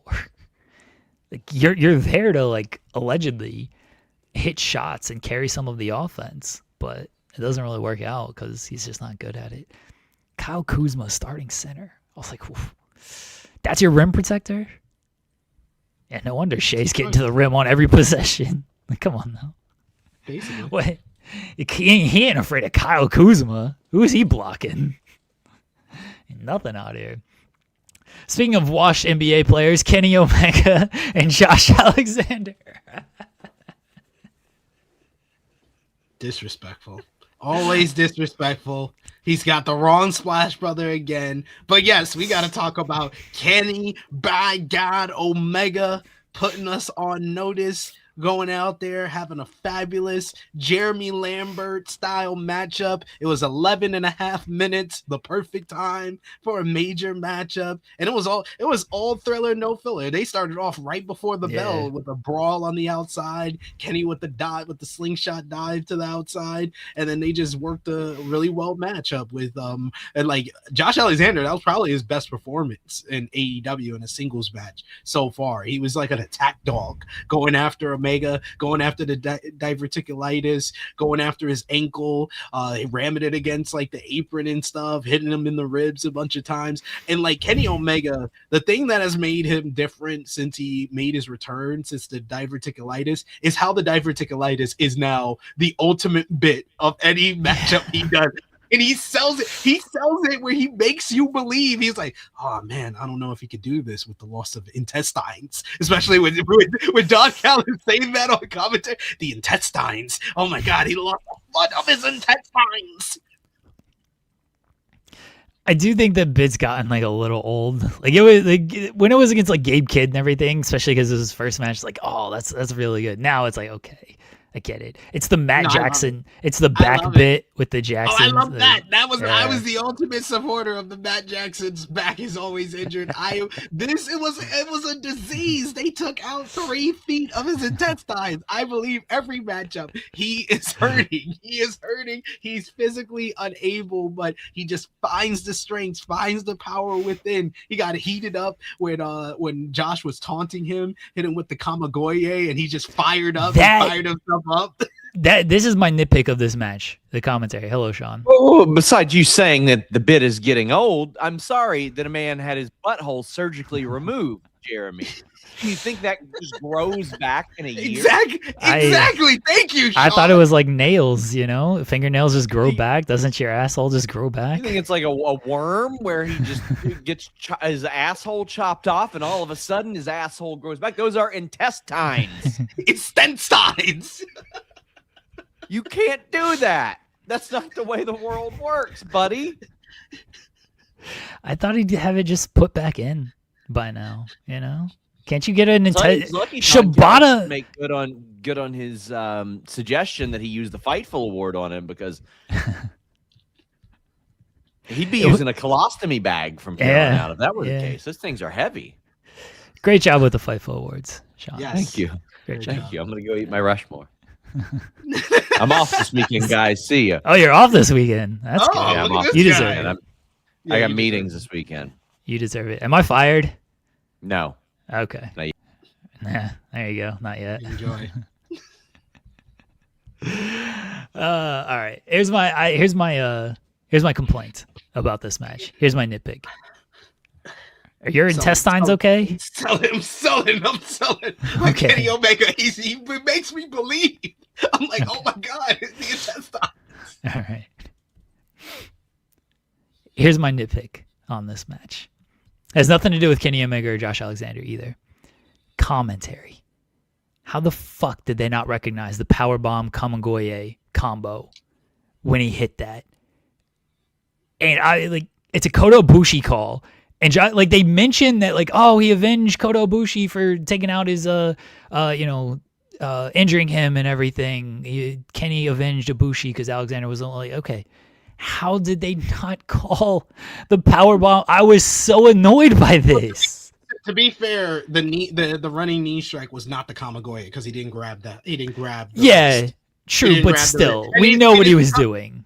But that's become one of Kenny's comeback moves where he does the powerbomb roll through and then running knee. But I like the fact that he just went right to the finish after that, because I thought they were gonna go 5 more minutes. Yeah, me too. And he just said nope. One wing angel, 1, 2. I thought Josh was gonna reverse the one wing angel. I was like, nope, you're dead. Boom. I actually thought that should have been the finish. He should have done a proper Kamagoye, and that should have been the finish. That's just me. That would have been good. But I am glad that they did that, and then there was just one wing angel over. We don't need to go any longer. I was so annoyed at the commentary that what? It's right there. It's right in front of you. What are we doing? Oh. And Kenny almost broke his tailbone twice. He did the Terminator dive and landed on the exposed floor, and then he did the suplex spot and he hit right on his tailbone on the apron. I thought that commentary, I see Power Drive Finisher, as always, pointing out the commentary sucked. No, I think that Tony Schiavone sucked. I think that the rest of the commentary was actually good last night. I thought Don added a lot on the street fight and the Kenny matchup. I thought that that Excalibur has been on a good run over the last year or so. I've liked Excalibur a lot more than I liked him in 2024, 2023. But Taz, he was a breath of fresh air. Yeah. He legit was he gave us a legit heel commentator. We only get heel commentary on Dynamite when Don is commentating one of his guys' matches, but we got a legit commentator that was supporting the heel characters. He supported MJF in the opening segment. He supported the Ops in the next segment. He was supporting Don Callis guys throughout the night. I thought that Taz was a breath of fresh air to the Dynamite call, and he was gave us a Taz early 2000s performance. Taz on SmackDown next to Cole, which was peak Taz. He was really good on commentary last night. I thought Taz was very good. The time off maybe served him well. It was unfortunate time off because he, had shoulder surgery and everything. But sometimes just being able to step away, especially for that long, and then just refreshing, getting a new view of the landscape. Because I assume he was still watching every week and keeping up with everything. So sometimes just being able to step away, and then hearing Bryan Danielson probably helps a little bit. It's okay, what is Danielson doing that I'm not doing that I can do differently when I return? and I'm not trying. I don't know if Taz is thinking like this. This is just how I would be thinking if I was in his shoes. So yeah, I thought he was good. I thought Excalibur was fine. He wasn't egregious to where sometimes he can be egregious. Like, all right, what are you talking about? And Shivani's been. So all time bad. Like, he has not been good on Dynamite in like, I think like 3-4 years. Like, he's actually all right sometimes on Collision when it's just him and Nigel and he could play off Nigel. But on Dynamite, he is a net negative on commentary. I think the problem with Shivani on Dynamite is he is a play-by-play guy.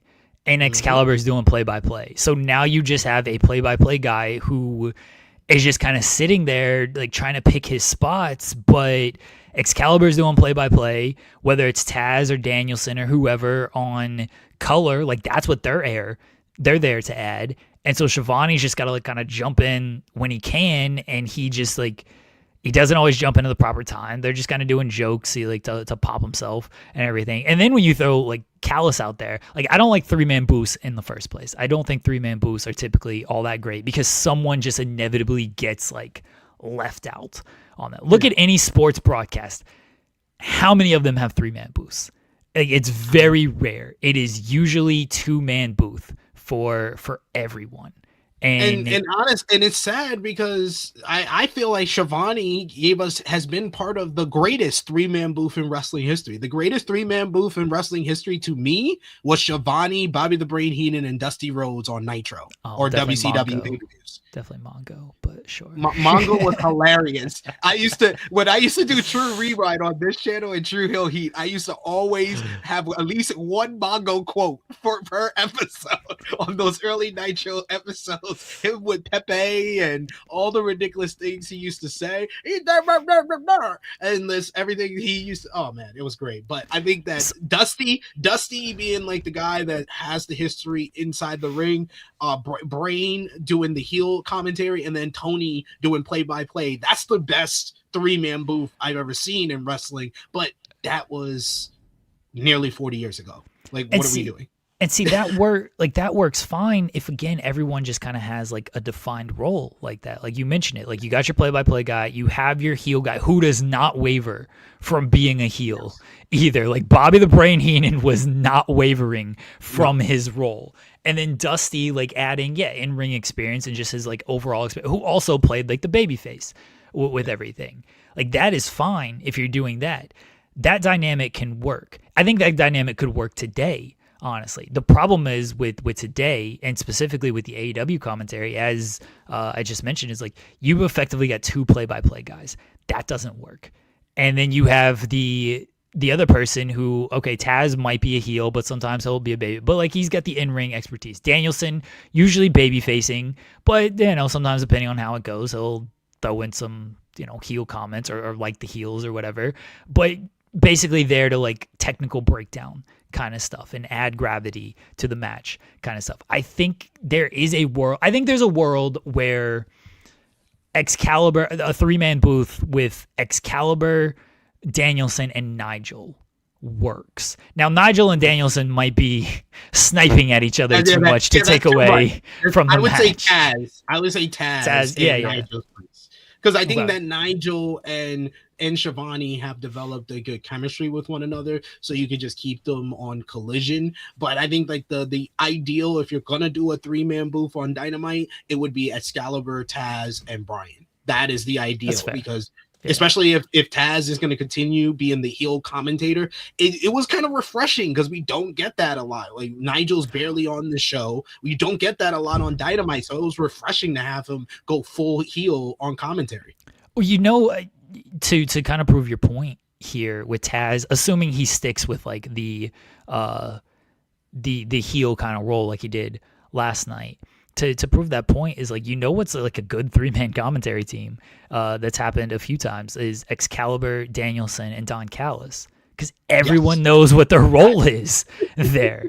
Excalibur is going to call the action, Danielson's going to give his insight, and Don Callis is going to be Don Callis and cheer on his guys and go back and forth with Danielson, but not in a way that like takes away from the match, in a way that kind of enhances the story that's being told in the ring. And I think So 3-man boosts can work if, again, everyone has that defined role. And the roles are not only defined, but they're not similar to each other. Last night, Shivani just doesn't work as a third person with another play-by-play. If Shivani's going to be the play-by-play and you want to do Shivani, Danielson, and Taz, you want to give that a shot, okay. Like, I'm willing to see it. I don't know how it plays out, but I'm willing to, like, see it because at least everyone has their defined role there. But it's really Shivani and Excalibur can't work together because it's two play-by-play guys. And Excalibur's the lead, so Shivani's just got to jump in whenever, and he doesn't always jump in at the best times. Nope. All right, so great match between Josh Alexander and Kenny Omega. After the match, Kenny says, "You're trying to take me out. Well, unfortunately for you, I'm as healthy as I have ever been. So you kind of missed your opportunity here. And I'm coming after." He said there's no one in the Don Callis family that can beat him. Yes. And he said he lives in Orlando now, so following in the footsteps of Chris Jericho, moving from Canada to Florida. Florida man, he's Florida man, and it made me smile when he said that because I was really hoping that Andrade. He did reply to me. Andrade. I saw that. Yeah, I did see that. He put out the tweet yesterday that he's going to be in Orlando. He's going to be at Dynamite. I was like, please attack Kenny Omega after the Josh Alexander. Mainly because I was sick of people mentioning that they never followed up on that. And I was just like, yeah, they should follow up on it. And this would be a great opportunity to do it. So it was funny when Andrade put the thinking emoji, like he was actually thinking of it. I was like, yeah, my guy, let's do it. I'm a part of the Don Callis family. He knows that I am a part of the gang. So I was hoping we would get that. Maybe we get a promo or something, or Don says it on commentary, because they have to follow up on that. Yeah. We have to get a Kenny and Andrade match preferably before Kenny Omega gets his shot at the AEW World Championship.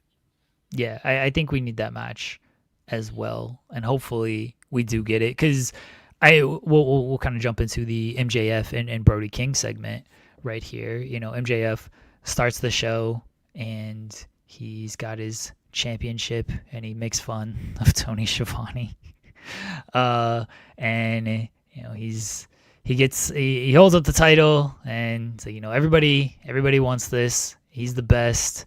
It was, I don't know, kind of standard MJF stuff to me. Like, it was fine. It was just standard heel championship promo. Nobody's on the level of the devil. 2026 is his year, blah, blah, blah. And then Brody King comes out, and Brody King says, I want my title shot. I'm not happy with what you did against Bandito last week, so let me, what do you say, like, I'm gonna put my fist through your chest and rip out your spine. I was like, all right. I was like, I want someone to do the Dave Chappelle blue streak, where it's like, oh, this man's so bad, I'm gonna rip your lips off and kiss my ass with them shits. I'm gonna rip your tongue out, lick my balls with them. I want someone to do that. And MJF was like, well, hold on. Like, okay. Maybe not right now. Like, I'm busy right now. You got a interesting proposition there. He's like, I thought about it long and hard. And the answer is no. Yeah. The answer is no. I did like, he's like, you're all bark, no bite. I did like that MJF was like, you ain't fucking beating anybody. Because MJF's whole point to Swerve and Hangman and Kenny was like, you need to beat people. Like, go get your wins up. And Brody's got wins, but it's like, you've beaten like nobodies. You beat, like, yeah, that doesn't count right there, like that. So I did like MJF's portion of it, tell Brody to get his wins up. Relating back to the Omega stuff, Omega's kind of got the best win. I mean, Swerve beating Kevin Knight is a very strong win for him. But Omega's got a really good win. Samoa Joe's got a good win against Mike Bailey, and Hangman's got he's gonna face Shibata this week. He beat Brian Keith. He's swinging. Brian Keith isn't a big win.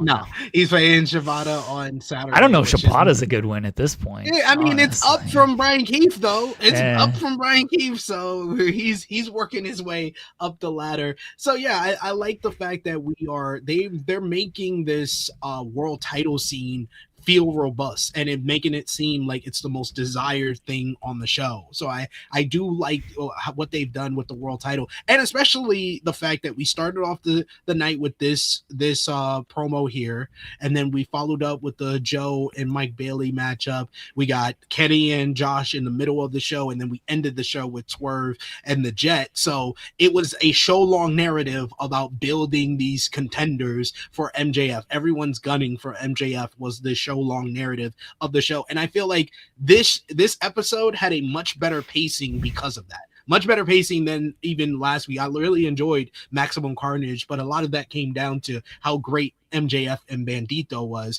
But on this night, we got two of those matches that were on the near that same quality, with the Kenny Omega versus Josh matchup and the Swerve and Kevin the Jet Knight matchup in the main event. And I felt like the show long narrative gave it more of a better flow and pacing throughout the night. We got some build to the tag team title matchup, to the women's world title matchup for next week. So they had that sprinkled in. They continued the Death Riders and Don Callis family rivalry at the same time. But the thorough line was MJF is being hunted down by former champions as well as Brody King, who has a personal vendetta against him after what he did to Bandito last week. And I like that. This feels like a refreshed AEW world title picture.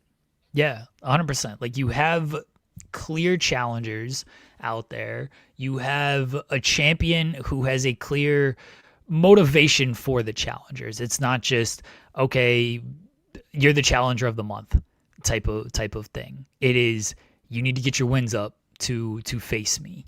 And Bandito earned his title shot by winning the Dynamite Diamond Ring. Like, fair earning there. I assume at some point, I don't know if they're gonna do a triple threat or four-way or to crown the top contender to face MJF. I still think Brody King gets the shot at Grand Slam Australia. That's where I believe it's going. I think Brody King will probably get a big win, and then he'll threaten MJF to the point of like, okay, fine, Grand Slam Australia, we can do this. But you got to give Brody King a big win before then. It can't. I think he should beat Joe. Oh, I like that. Okay. Beat Joe, and that gets him the title match at Grand Slam. Either do it either next week or the week after. I think that's the big win that he needs to get. Or if they do, like, they decide they want to do like a 4-way or a 5-way, it should be Brody King pinning Joe to get the title shot. And then maybe you could do like a tournament to determine who's going to get the shot at Revolution. All right. I like both of those ideas. They're going to do a casino gauntlet for the Revolution title shot, right? They're not more than likely. That sounds very likely. The Pedro. No.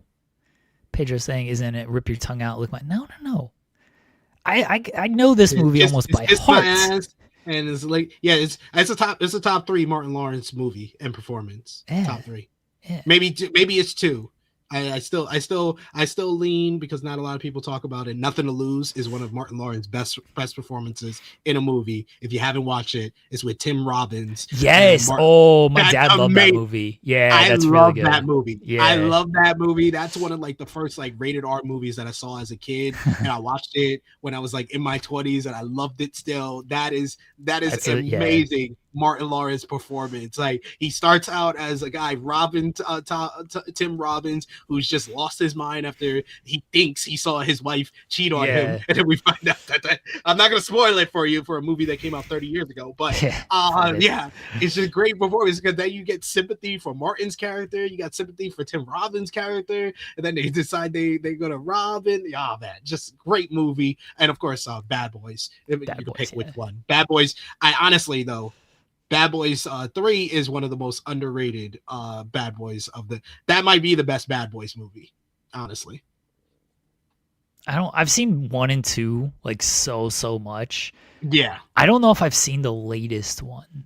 I only saw 3. 3 is the best written I've seen Bad 3 Boys movies. I've seen 3, but I think I've only seen it life. Once.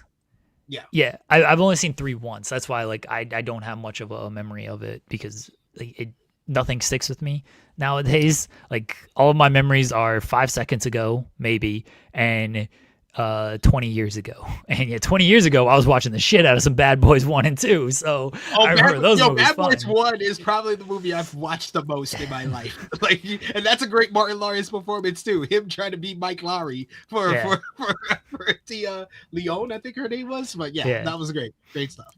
I think I saw Bad Boys 2 in theaters like at least twice, maybe even 3 times. Like, I was going to see that movie all the time.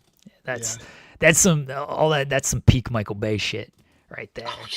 Oh yeah. When you find out when you're older that this is still Michael Bay, it's like all the signs were there. For all the signs. The big shot where Mike and Marcus stand up and they do the long shot.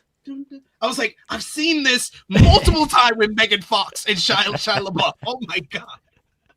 So yeah, that's some real peak Michael Bay. I love the bridge scene where in Bad Boys 2, I believe. You know, the cars are just flying at him the entire time. I recently watched Bad Boys 2. I think I watched it on like a flight, on one of the flights I was, and I was like, oh my god, this movie, it's aged, but it's aged kind of nicely.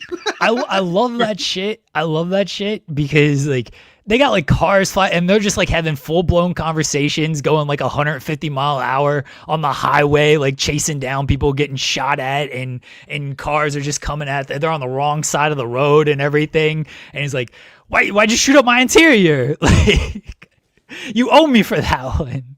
Yeah.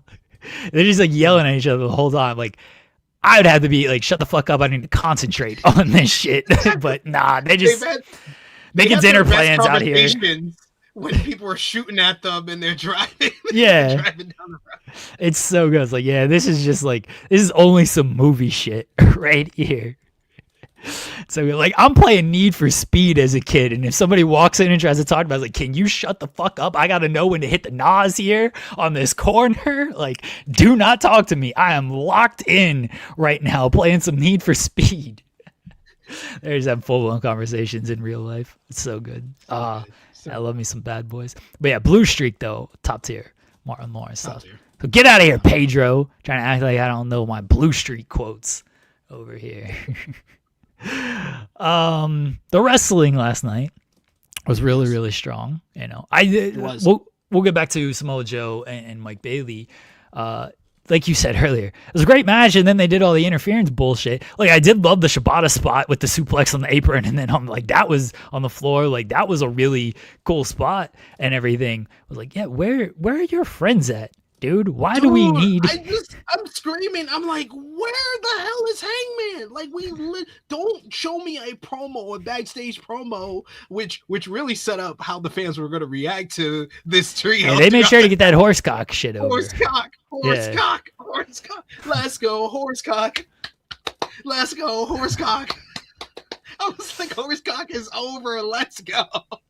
But yeah, it was a good matchup, but I felt like it could have been very good if they just either would have cut down on the interference or have Hangman logically fight off the ops, and still Joe could have got the win at the end. I mean, they did it, you know, you were having two champions, you know, your new trios champions, two of them lose on the night. They did a good job of protecting Mike Bailey. I don't know if they needed to protect Mike Bailey in a matchup against Samoa Joe, but they did do a lot to protect Mike Bailey from this loss. I guess I kind of got to see it down the middle there, because they did protect a champion losing on this night. So, two champions lost on this night. So, you know, the new trio champions, just dorks. Dude, nah. Dude. Kevin Knight, I walked out of that matchup. I was like, he's the guy. He's the next guy. He felt this was so much of a 2024 Kyle Fletcher performance. This was like, okay, this is your next guy. You need to do something by the end of the year that really puts him on that trajectory where, you know, everyone views Kyle Fletcher as a future AEW World Champion. After performances like that from Kevin the Jet Knight, I don't understand how you can't see him as a future World Champion, because the story was so superb of Swerve kind of underestimating Kevin. He was very cocky early on, taunting him, and then Jet kind of playing the mind games back, showing his cockiness, flexing when he had him in the after the hip toss and had him in the arm bar, and then doing the gritty behind Swerve's back and stuff like that. And then Swerve, you could see slowly but surely throughout the matchup taking Kevin more seriously, going to the barricade and giving them the cactus driver on the barricade. I was like, oh shit, that came out of nowhere. Okay. And then Kevin Knight just kicking out, staying in the matchup. And then that final sequence when he hits the springboard into the avalanche Hurricane Rata, he does the coast to coast drop kick, the same one he beat Darby Allin with and put him in the hospital with. Then he hits the UFO splash, and Swerve not kicking out, getting his foot on the ropes. I was like, yes, now we understand. Now we see Kevin Knight. He had that crowd going crazy. Man, I know why they didn't have Kevin Knight win, but after the when Swerve got his foot on the ropes, I was like, should just beat him. Should have just gone with Kevin Knight here. At least it was a good protected pinfall because it was foot on the ropes, and it was Kevin Knight like kind of overhooking there and Swerve leaning back to get it on there. So at least that protected Kevin Knight and his finisher where it wasn't a straightforward kick out. I did appreciate that, but I was like, oh, Kevin Knight should have just won right there. But the finishing stretch after that was still great. Swerve hitting the house call mid move, mid air, and then the JML driver at the big pressure. Vertebreaker, and then vertebreaker. Yeah, vertebreaker, and then big pressure to end it. I was like, all right, well, at least you put this man out with 3 like killer moves back to back there. You told the story of at the end he was like, no, I can't just beat him with the house call. I have to hit all these big moves to put this guy away, because now I am not underestimating him. I really see that this guy is ready to be a top star. And this was the story that they set up on Collision of Kevin Knight wanting to put all the top stars on notice that the future is now, that he ain't waiting for the future to become a top star. He's a top star right now. I love that. I loved even the shots of MJF getting more into the matchup and wanting Kevin Knight to put him away and stuff like that. That was good. And MJF watching all the matches throughout the night, I thought added to the show long narrative, the show long story. And we don't get that a lot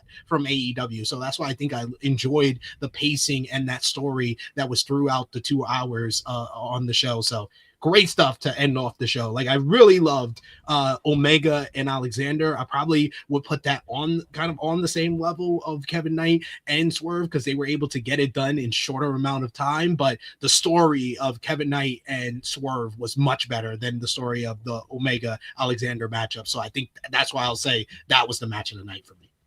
That's fair. I would go with Swerve and Kevin Knight as well. That was my favorite match of the night.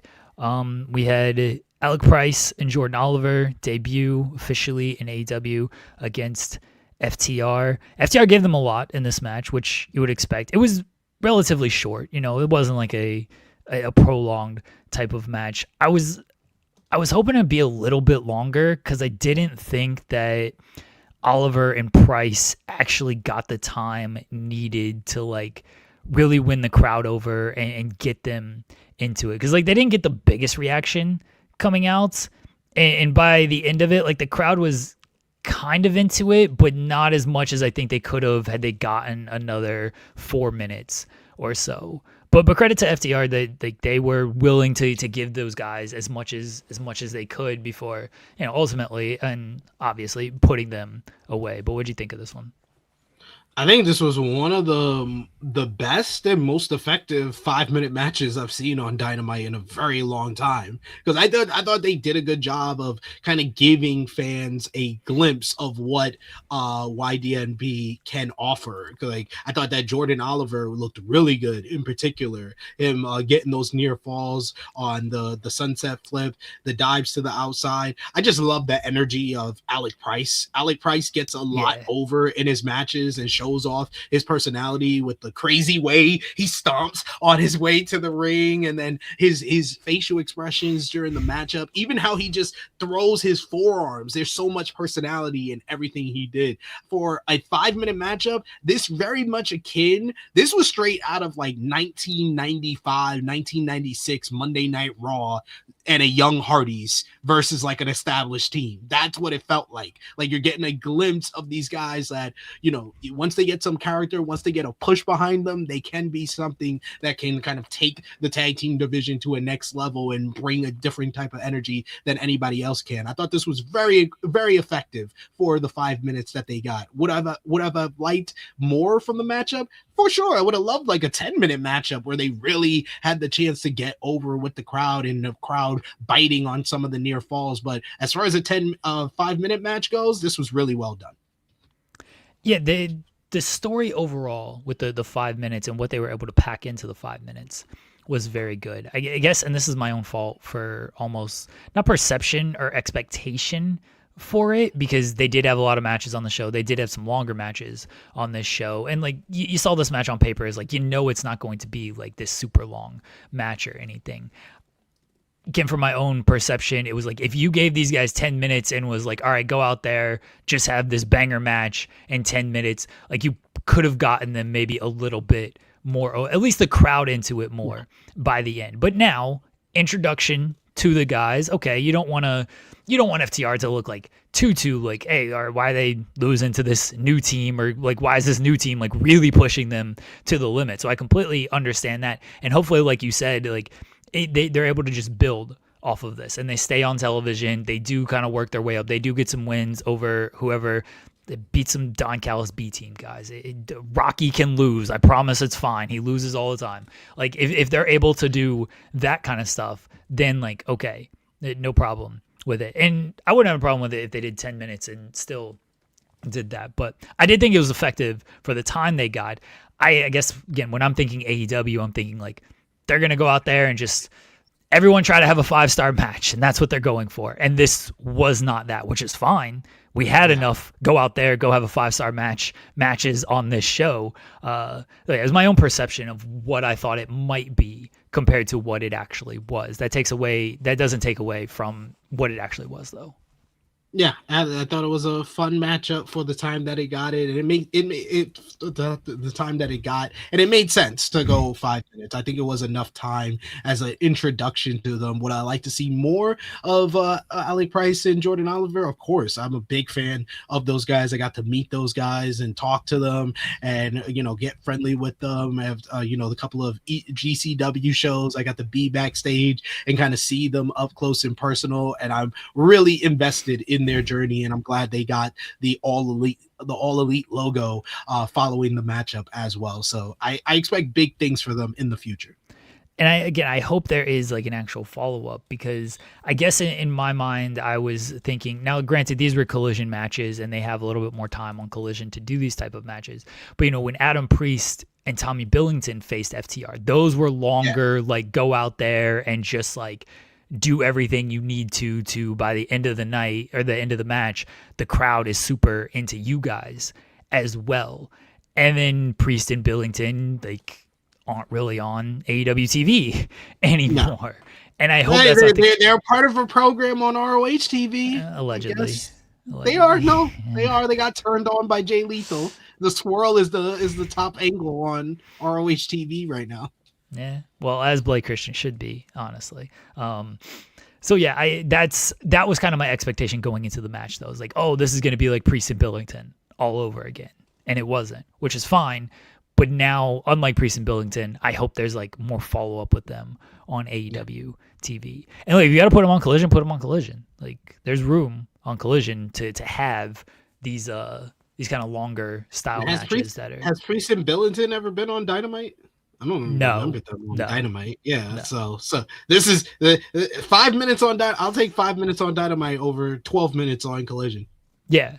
Oh, I 100%. Like, assuming again you keep it up with them on Dynamite, and it's not just like you see them once on Dynamite and then tune into Honor Club for the next 2 months to watch these guys. Are they? Yeah, they're facing. Oh, spoiler alert! They're facing Davis and Doyle on Collision.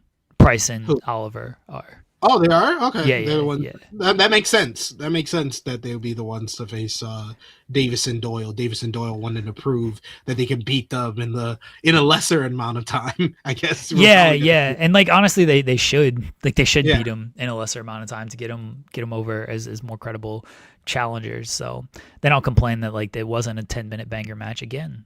Like why weren't they doing 10 minutes? Why were they trying to tell this story? Would they beat him in 4 minutes while it took FTR 5 to 6? We had a street fight between speaking of Don Callis B team, Don Callis family and the Death Riders. This was a whole lot of fun. I didn't think like it needed to be a street fight, but when you had the singles matches you had and you had kind of all out action in those matches, doing a something different type of street fight, it's still. Can we just pull back on it a little bit? I don't know if I need it every week. It is freaking John Moxley. But, so yes, here's the thing. He treated this matchup like it was the end of the rivalry, not the start of a rivalry. And this is why I'm like, can you pull back a little bit on it? Because I'm like, I don't need John Moxley going out here and being like, oh, we're doing all in, right? Like this is the all in main event, right? Throw the glass, throw the tacks. Throw it all out there. What else can we do? And like, I don't need that on a B team Don Callis trios match. At the same time, I'm like, I gotta respect John Moxley for like, fuck it, we are treating this like the main event of All In. I gotta respect the man for it.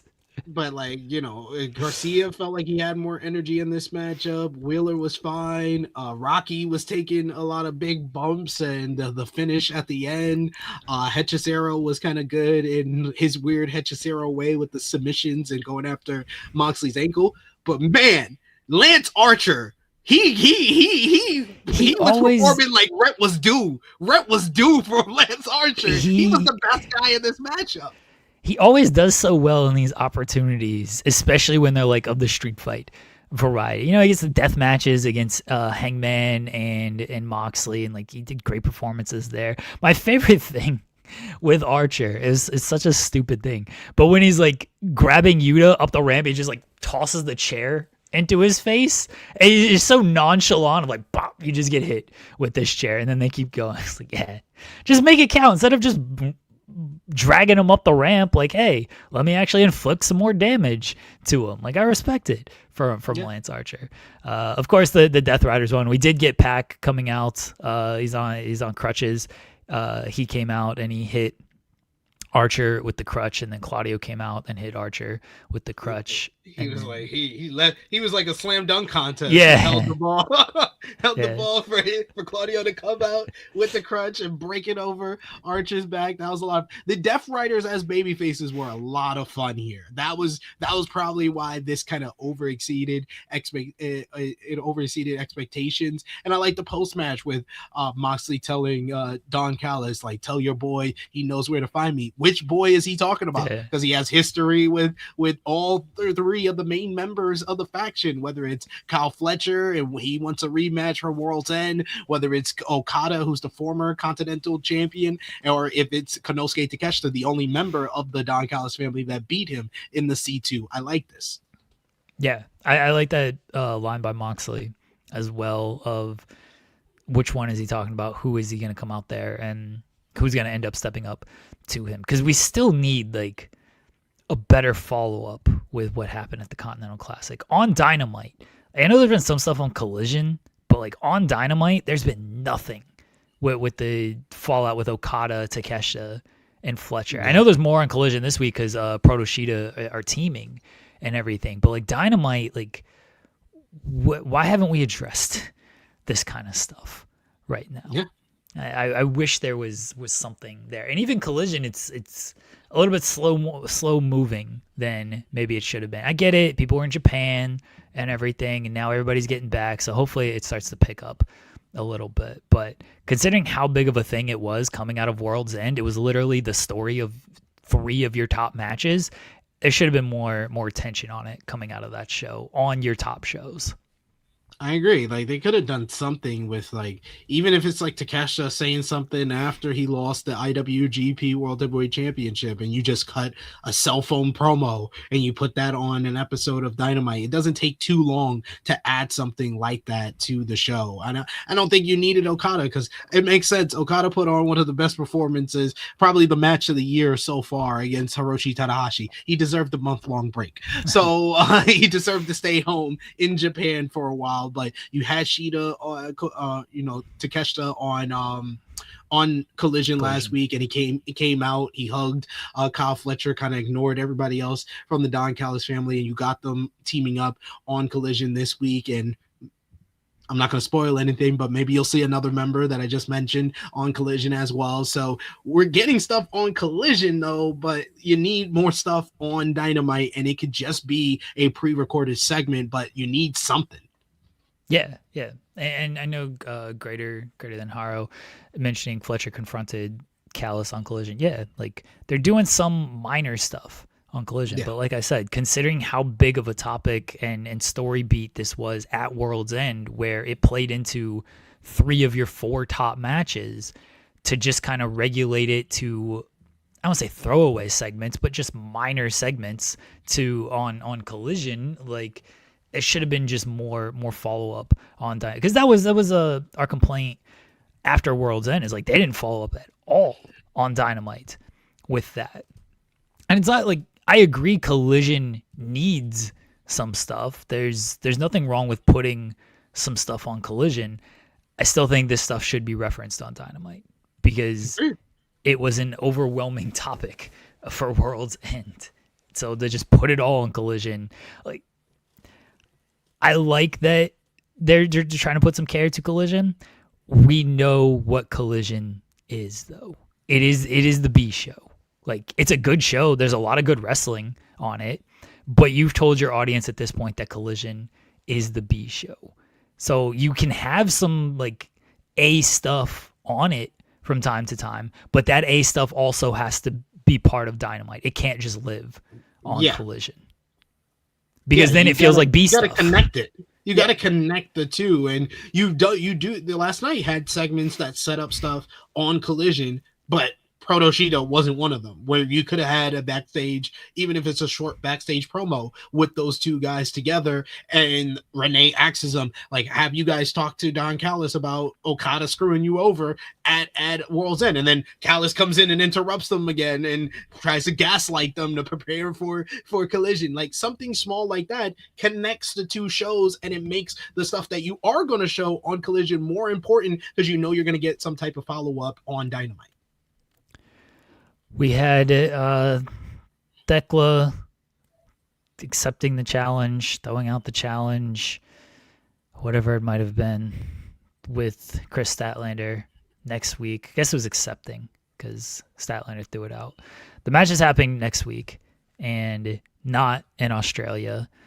Feels like they're, I don't say hot-shotting, but between the tag team title match and the women's title match, it felt like those were going to be marked for Australia, and here they are just on Dynamite next week. So what are we putting on Australia now at this point? Know. But like next week, they got to start building to Australia, because when is that show? That show's like it's the 14th or the 15th. February 15th, like February 14th, or is it 14th? I think it's 14th. I think 14th. I don't remember if it's they're running shows for the 14th and the 15th, I believe. Yeah, they got the house show on the 15th. So I think the Grand Slam Australia is on the 14th. You need about like 3 weeks to build to that show if you want it to be, something that the fans are going to watch.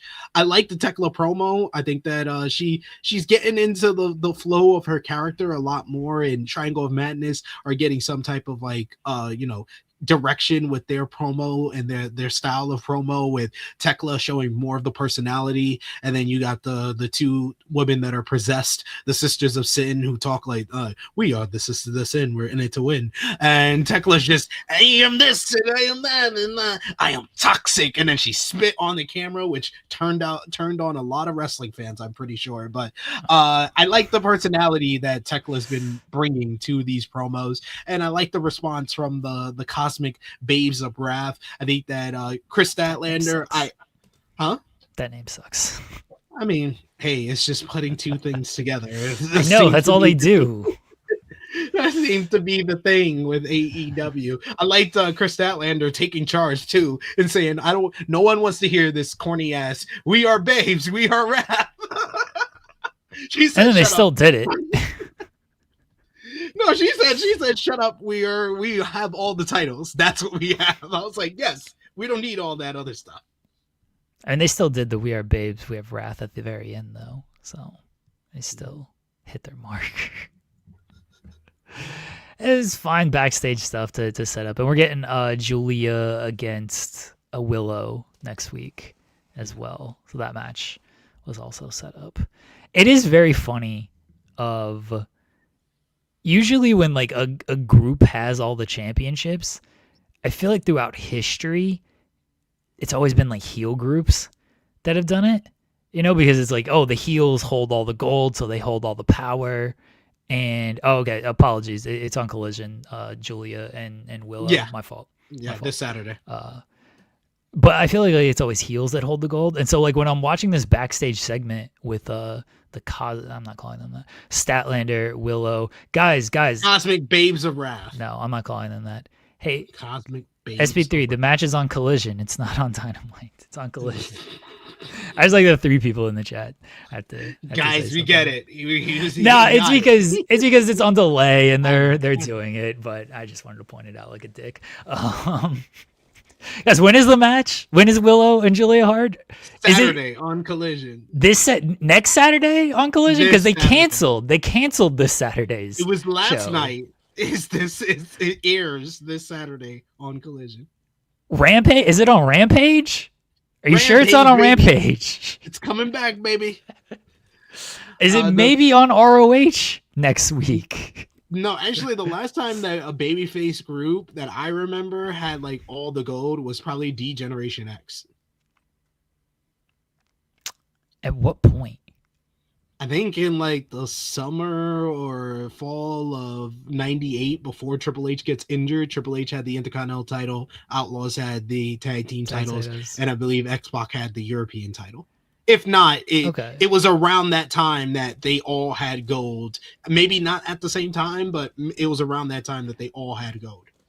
Yeah, I thought about that, but because the world title wasn't pictured there, that's why I didn't go quite there, because they did have all the gold when they were heels, right? When Triple H was the world champion, I feel like the Outlaws had like the tag titles. DX 2000. That point. Yeah, but they were all heels there. So yeah, it's been like, so as I was saying, like when I'm watching this backstage promo and they have all the gold, I'm like, babyface is having all the gold just feels weird. It's fine. I don't have an issue. The issue I have with it is like, can we not have the same people have all the titles? Can we do a little bit different about this? But yeah, it always feels like it's a heel thing, like the Horsemen, Evolution. You know, even when Austin and Chaos Triple H. is a good shout by Raphael in the chat. Chaos in New Japan. Okay.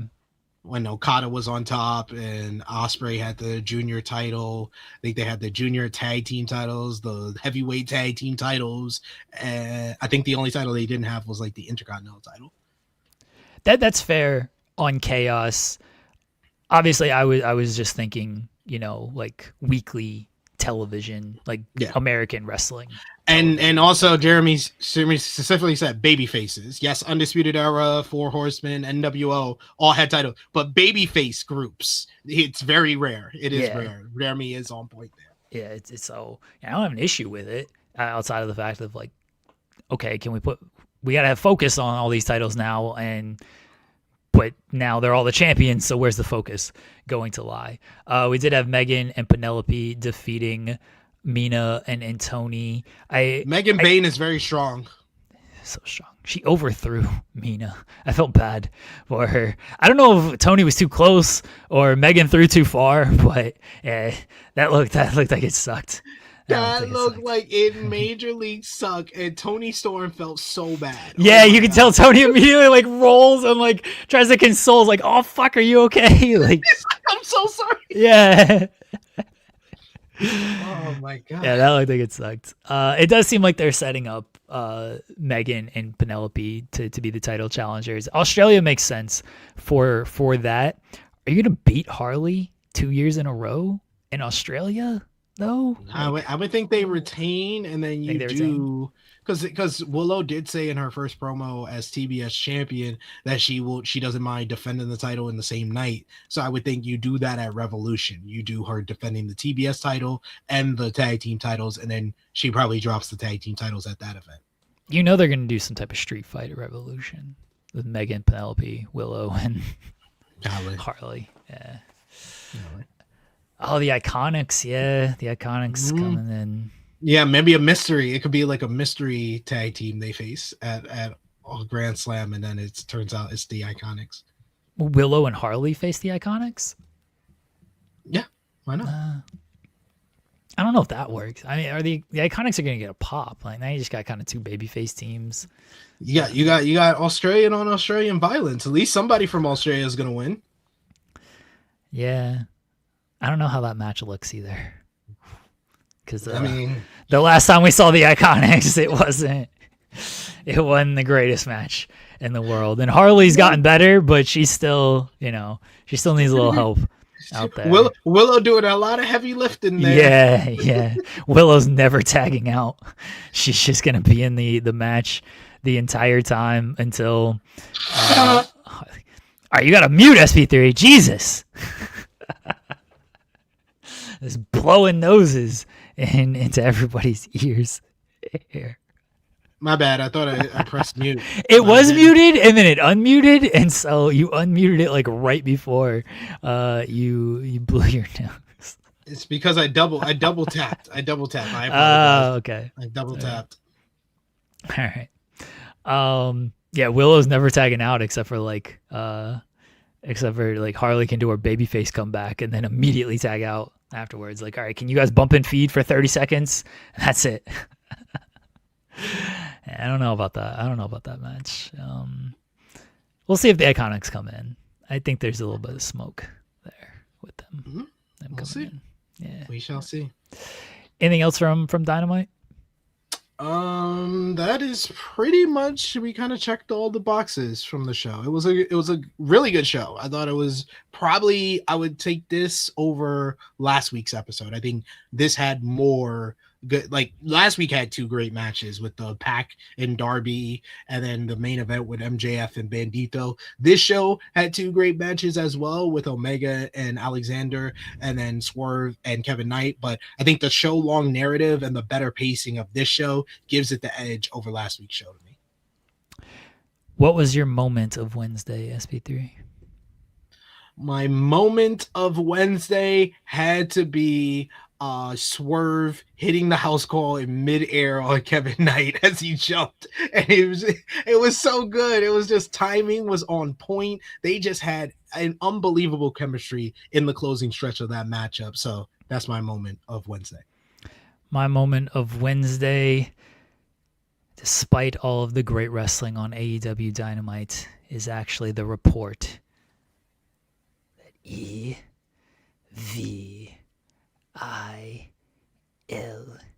is coming to WWE.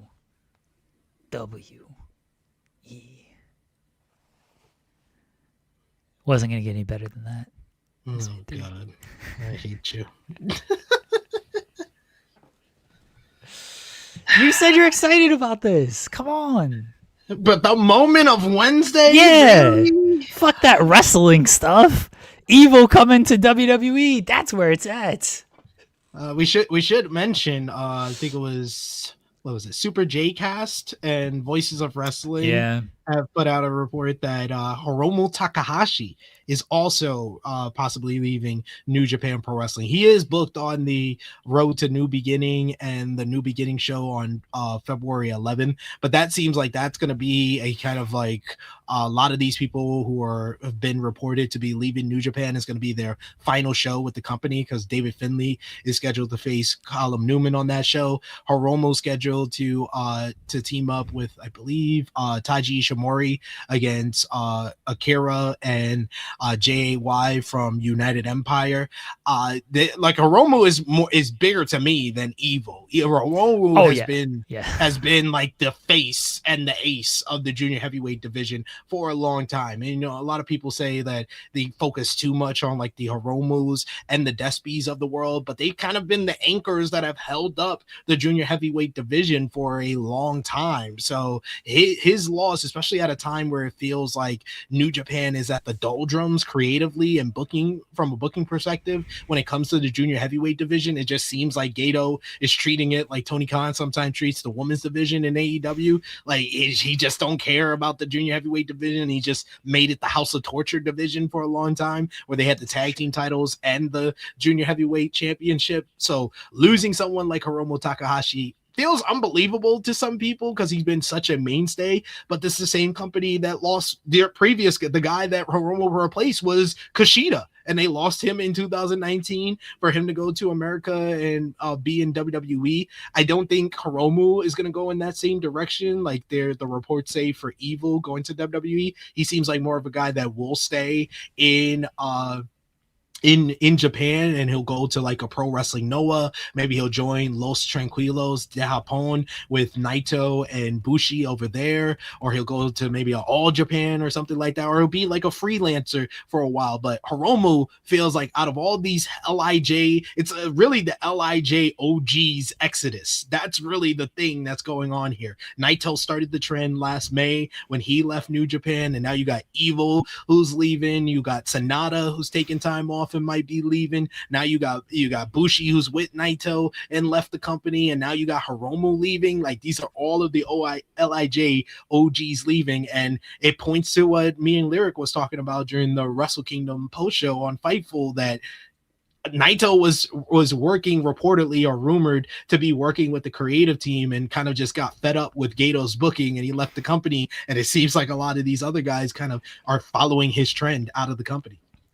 Yeah, that's been the biggest thing with Naito leaving and Bushi leaving, and then you see the names who are leaving as like, what do they all have in common? Oh, okay.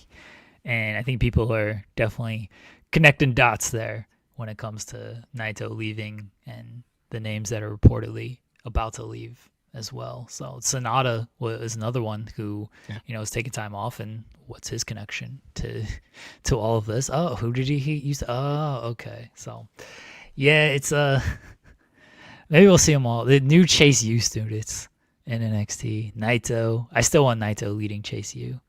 Naito, Sonata, Bushi, just everybody in Chase U.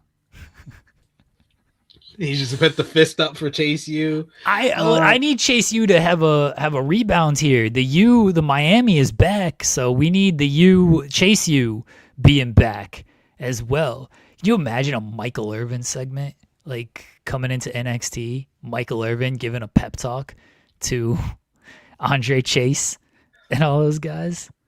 And talking about how lazy Naito is, that'll be great. Hiromu feels like the only guy out of that list that Tony Khan might be interested in. Because we've seen him use him before, and Hiromu's got probably the most personality, the most character out of all those guys, and he's a great wrestler as well. Like I said, he was the ace of the junior heavyweight division. In my eyes, one of the greatest junior heavyweights. Like he's up there for me with like Jushin Thunder Liger, with your Kushidas, with your Prince Devids, of one of the greatest junior heavyweights that I ever seen in New Japan Pro Wrestling history. So he's got the credibility from Japan. He's worked with AEW in the past. He had that banger with Kyle Fletcher at last year's Forbidden Door. He feels like the guy out of all the guys that are leaving from this LIJ exodus, he can get a big money contract in AEW possibly, but he is a little bit older in age as well, so maybe that balances out. Hiromu and the Don Callis family. Everybody's just in the Don Callis family. That's my pitch. Now we've already got Tommaso Ciampa as the Rascals' father. We don't need to add more people to the Rascals. He's already the Rascals' dad. Hiromu in the conglomeration does make sense. Greater than Hiromu. Yeah, that would make a lot of sense. That actually make a lot of sense. Only if Daryl's got to be there though. I don't care about any of these people but Daryl. Yeah.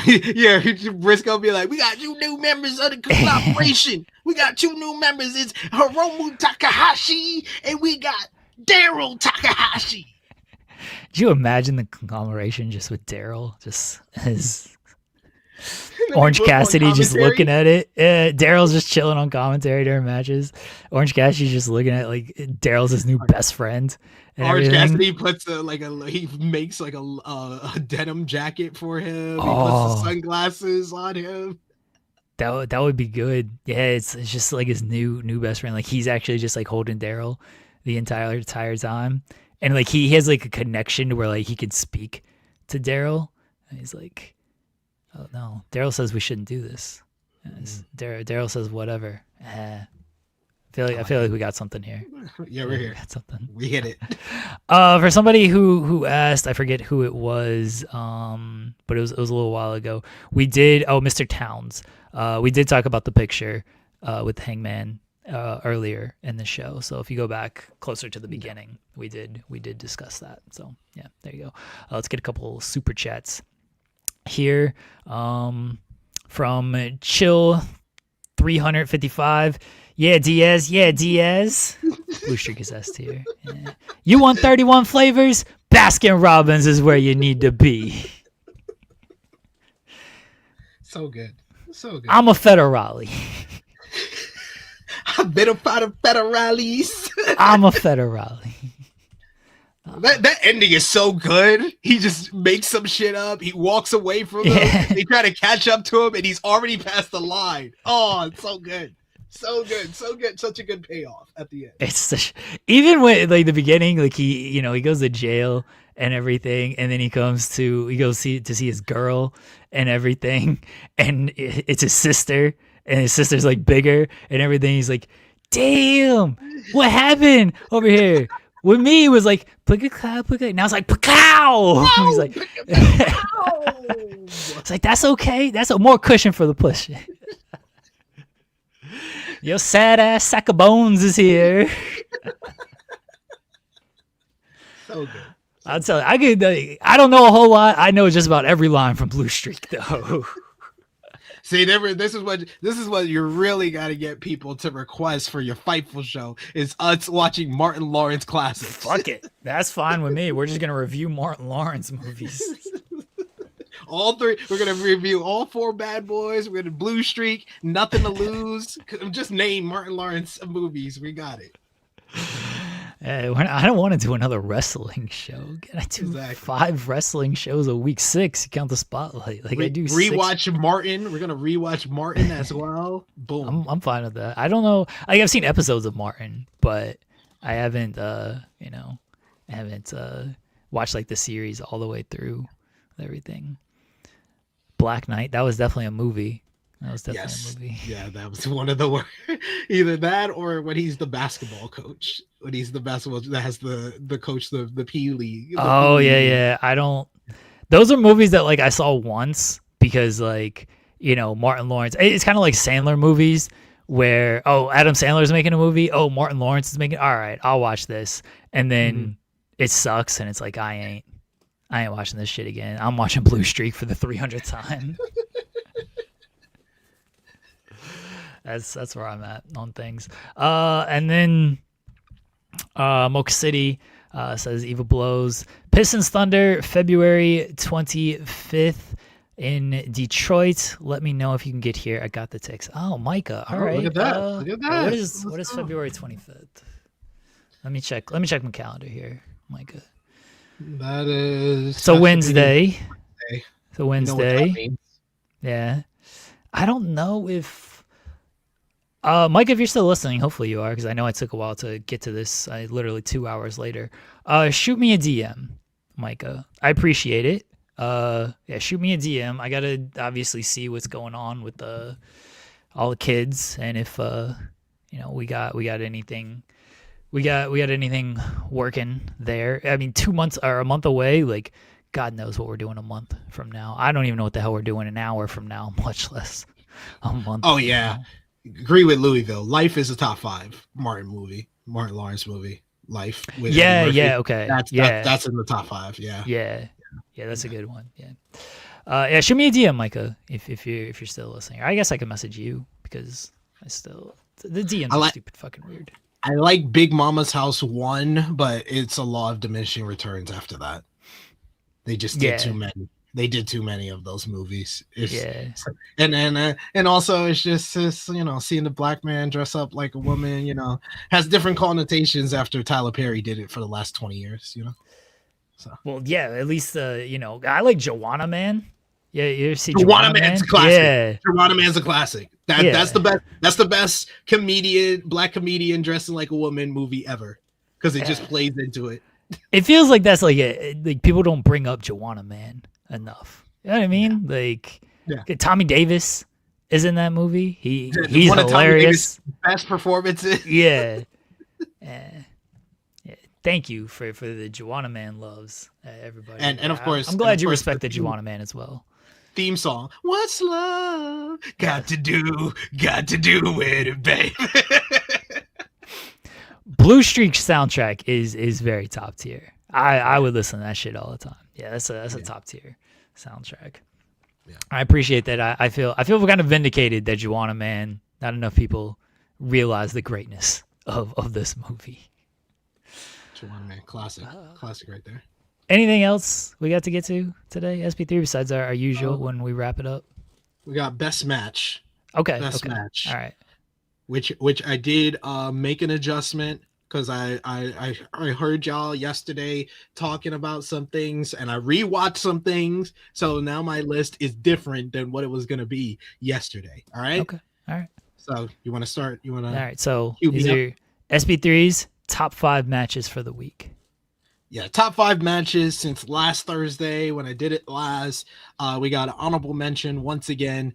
Honorable mention from last Friday's CMLL show, Ricochet versus Teton for the national championship. Ricochet making history. Great matchup where Teton's technical ability against Ricochet, pulling out the high flying. I gave that 4.5 stars, but it misses out on the top 5. Number 5, I'm going with Omega and Alexander from last night's Dynamite. I thought this was a brilliant matchup.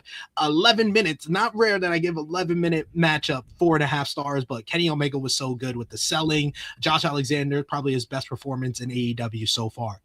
Number 4, this is one that I re-ranked. I re-rated this one. It's Zaruka versus Fatal Influence versus Ren QCC from NXT this week. That is an awesome spot fest. It's very rare you see a spot fest in WWE, but it's just a straight up spot fest. It's just all types of nonstop wrestling. It's balls to the walls action. It's like a female version of the Young Bucks and Lucha Bros, basically, for NXT fans. It was great. Great matchup. I gave that 4.5 stars as well. Number 3, Bishamon and Bolton Oleg versus TMDK from Road to New Beginning Night 1. Just an awesome banger matchup, just hard hitting, physically intense. That Kurgan Hall crowd is the best crowd in all of wrestling, and you just have to see some of these matches in Kurgan Hall because it just has a different vibe to it. Number 2, Swerve Strickland versus Kevin the Jet Knight from last night's Dynamite. I gave all 4 of these last matches 4.5 stars, but this is the best one out of all the 4.5 star matches because the storytelling was the best in this matchup particularly. So I give that number 2. But number 1, it is Shota Umino and Yuya Uemura, Rough Storm, which is their new team name, versus Tomohiro Ishii and Tai Chi from Road to New Beginning Night 1. This was the best match of the week so far. 4 3/4 stars. It's one of the best New Japan matches I've seen all year. This is up there, very close to like the top 2 from Wrestle Kingdom and the New Year's Dash main event. Just passion, drama, emotion. It went back and forth. You got Tomohiro Ishii bleeding at one point. One of the best Shota Umino performances that you will ever see. Yuya Uemura, the timing was on point. It felt like a tornado matchup for the last 10 minutes of the matchup, but never had all 4 people in the ring at the same time for too long where it got ridiculous why the ref wasn't putting anybody out, but it just flowed so well. And I never felt it was 30 minutes, but it never felt like that to me. It was just, especially when it came down to Shooter and Ishii, just amazing matchup with that Kurgan Hall crowd just going crazy. That's the best match that I've seen this week. Not enough love for Becky and Maxine 6. I will give some more honorable mentions. I'll give honorable mention to that Leon Slater and Carmelo Hayes matchup. I gave that 4.25. That was great. And Ilya Dragunov and Sami Zayn. I'll give that an honorable mention as well. That was a great matchup. And the Bandito and Commander versus Mystico and Masquerade Dorada, because Mystico playing heel was chef's kiss. Chef's kiss, just great stuff. That was a 4.5-star matchup right there, but just misses out on the list this week. But a lot of 4.5-star matches I've seen in the last week, so I couldn't mention all of them. Not enough love for the Iconics versus the Elegance brand. Not enough love for the greatest match of all time, Mara Sade and Ryan Nemeth. Hey, if you want me to start doing worst match, I think we're tacking up. We're tacking up. Maybe at the end of the month, I could do a worst match list, and I'll give you my ratings for those. Not enough love for Randy Orton and The Miz. That match was fine. I don't know if that belongs on the list with the rest of these matches, but it was just fine. Just fine. I felt bad that I was only listing women's matches. It was a rough week for some of them. You know? Yeah, it was the best week there. Rena versus Konami from the Stardom show on Wednesday was a great matchup. Another match from Kurgan Hall. Kurgan Hall, the best place for pro wrestling. Honorable mention also for Finn Balor and CM Punk. It just wasn't as good as those 6 matches that I mentioned, though. It was a great match, though. Yeah. Still not enough love for Mara Sade and Ryan Nemeth. We gotta watch that on Worst of the Weeds. That's a instant classic Worst of the Weeds. That is an instant classic. Yeah. That might be a -5 stars. All right, results of our poll question here, everybody. Evil in WWE. 2% said great, you're wrong. 7% said good, you're wrong. 30% said greatest, you are all correct. And 61% said fine. You're also all wrong. Joe Pearl wins again. Haters of the evil out here. Yeah, using the word fine, it was just going to have people just be like, I'm voting for the Joel option there. Cowards just voting for the Joel option. What did we accomplish today, SP3? We accomplished a lot. We talked about Blue Streak, and that's all you need to know about today's show. I got nothing to add to that. Yeah, that's the biggest thing we accomplished. Blue Streak. Cares about the rest of this show. My mom is calling me. Oh, we have Mama SP3 on the air? She hung up. I guess she realized that I was on air. That's fine. Her. She's gonna make her first appearance. Let's see. Okay, let's go. See if she answers. Hi, Mom. Hello. Hi. I'm on air. I'm on air. You want to say hi to everybody? Hi, everybody. Hi, Mama SP3. My Jeremy says hi. Okay. Okay, I'll speak to you. Okay. Love you. I love you. Bye. Your mom's not selling this shit at all. She's like, I'll speak to you later.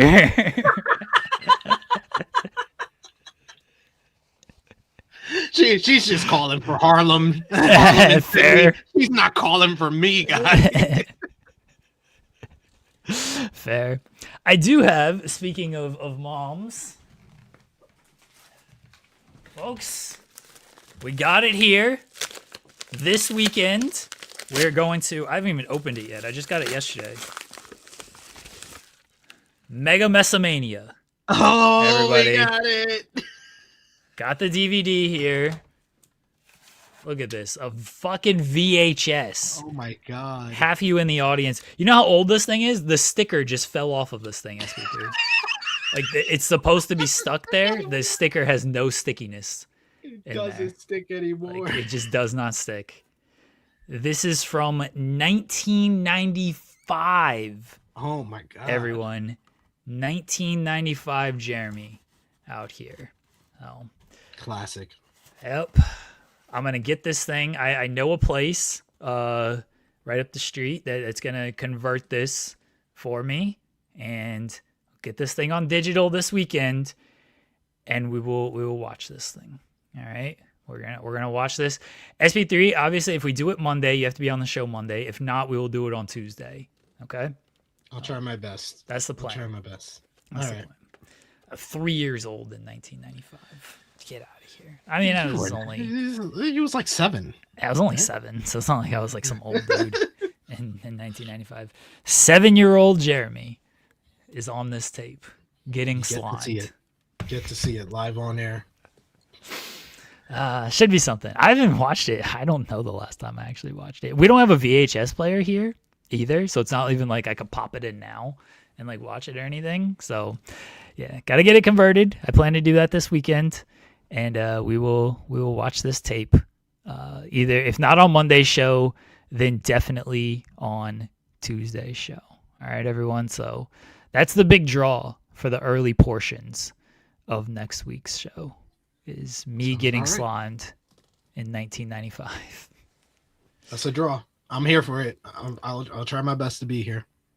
Yeah, if you're not here on Monday, it's fine. We'll do it on Tuesday. People got to wait. It is what it is. Izzy Dame. Honey dick. Let everybody know where they can find you at SP3. Find me on the Twitter machine at TrueHillSP3. I will be live in about 25 minutes with Jimmy Macaram for AE Ramble reviewing last night's AEW Dynamite.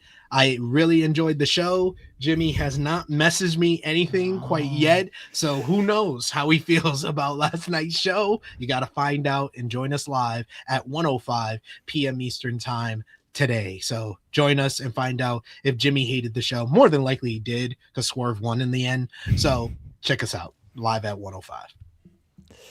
Folks, we'll be back tomorrow. Joel's going to make me talk about TNA, I guess. That sucks. And I assume we'll also talk about The Rock not being nominated for an Oscar, which means, get ready. Saturday night's main event. How's that thing closing? After Cody and Jacob battle to a no contest. Yeah. Getting the 1, the 2, the 3. And then he's throwing up the 1 and Roman's coming back. Oh, Rock is coming back, baby. Because he ain't got that Oscar buzz. So over under 173K for tonight's TNA. That's our TNA preview. 173? 173K was last week's number. Oh, they're going way under. That's not fair. Like, I would say over under 125. Okay, yeah, over under 115. 115K. Okay, 115 feels a little bit more fair. Yeah, they're going way under what they did last week. I'll give them the benefit of the doubt and say over 120, 115. I think they'll be kind of in the 125, 135 range. That's my guess. I'm going over as well. I'm gonna go with 120. Okay, yeah. Like they're gonna drop. I mean they'll drop. I mean we're predicting a 50,000 viewer drop if it goes from 173 to 120. So yeah. That's still kind of a big drop, but I'm gonna be a little optimistic and say they'll do 125 to 135. If this number comes out, if it's lower than 115, just pull the plug on the show.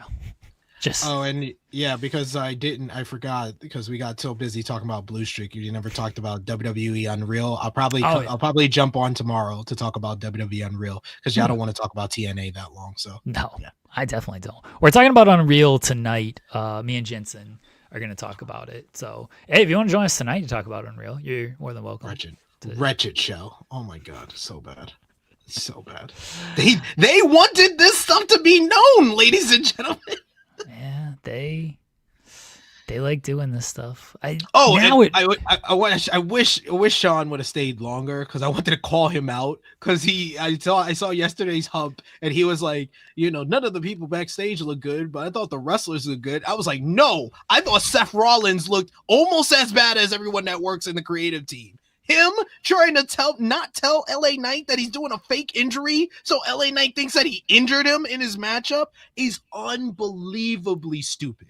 Unbelievable lack of self-awareness. I thought that Seth Rollins came off like a delusional guy that's just drinking the Kool-Aid of WWE. I thought he looked as bad as anyone and there was a lot of people that looked good on the roster, but I did not think all the roster people looked good. I thought Seth Rollins looked horrible in that whole series, everything that he contributed.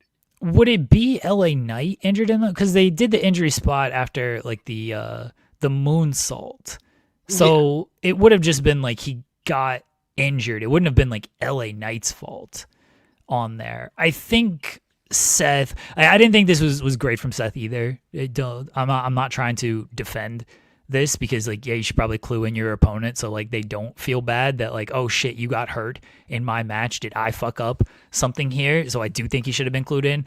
I think Seth's point was let's not clue him in so he has a genuine reaction to like me being injured type of thing, and I understood that there. But like he had me agreeing with Triple H where I'm less like, dude, like, yes, if Seth Rollins, if LA Knight was doing a fake injury and Seth Rollins didn't know, Seth Rollins would have went off backstage. He would have went off. He would have been pissed. So it's just a lack of self-awareness that he has. He's so in the clouds, drinking the WWE Kool-Aid that he's not thinking about how other people feel. Like, I thought he did not look good in this season of Unreal. I thought Becky looked great.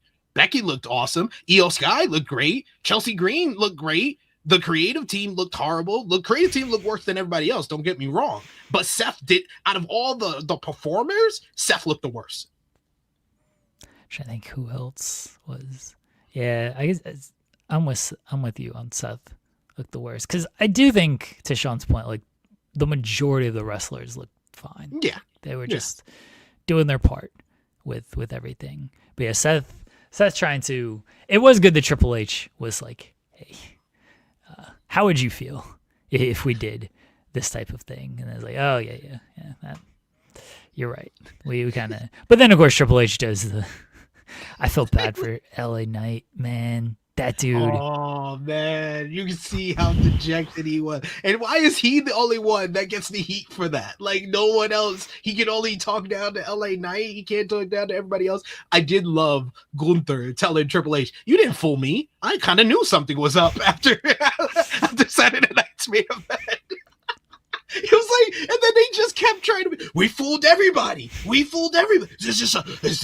a little bit of doubt. There's a little bit of doubt. That's it. I was like, you guys are like, you guys have no idea what the fans are actually thinking. Like, it's just, I was convinced watching that season of Unreal. It was unreal as always. And it felt like they were trying to just prove how smart they were with everything.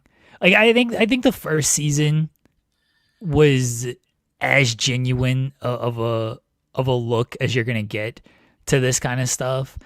And then this season, because like they'd already filmed the first season, they had an idea of how it was gonna look with everything. This season felt like, okay, well, we've already given you behind the scenes. Now let's prove how smart we are and what we can do. And then, there's new episodes coming out in the summer.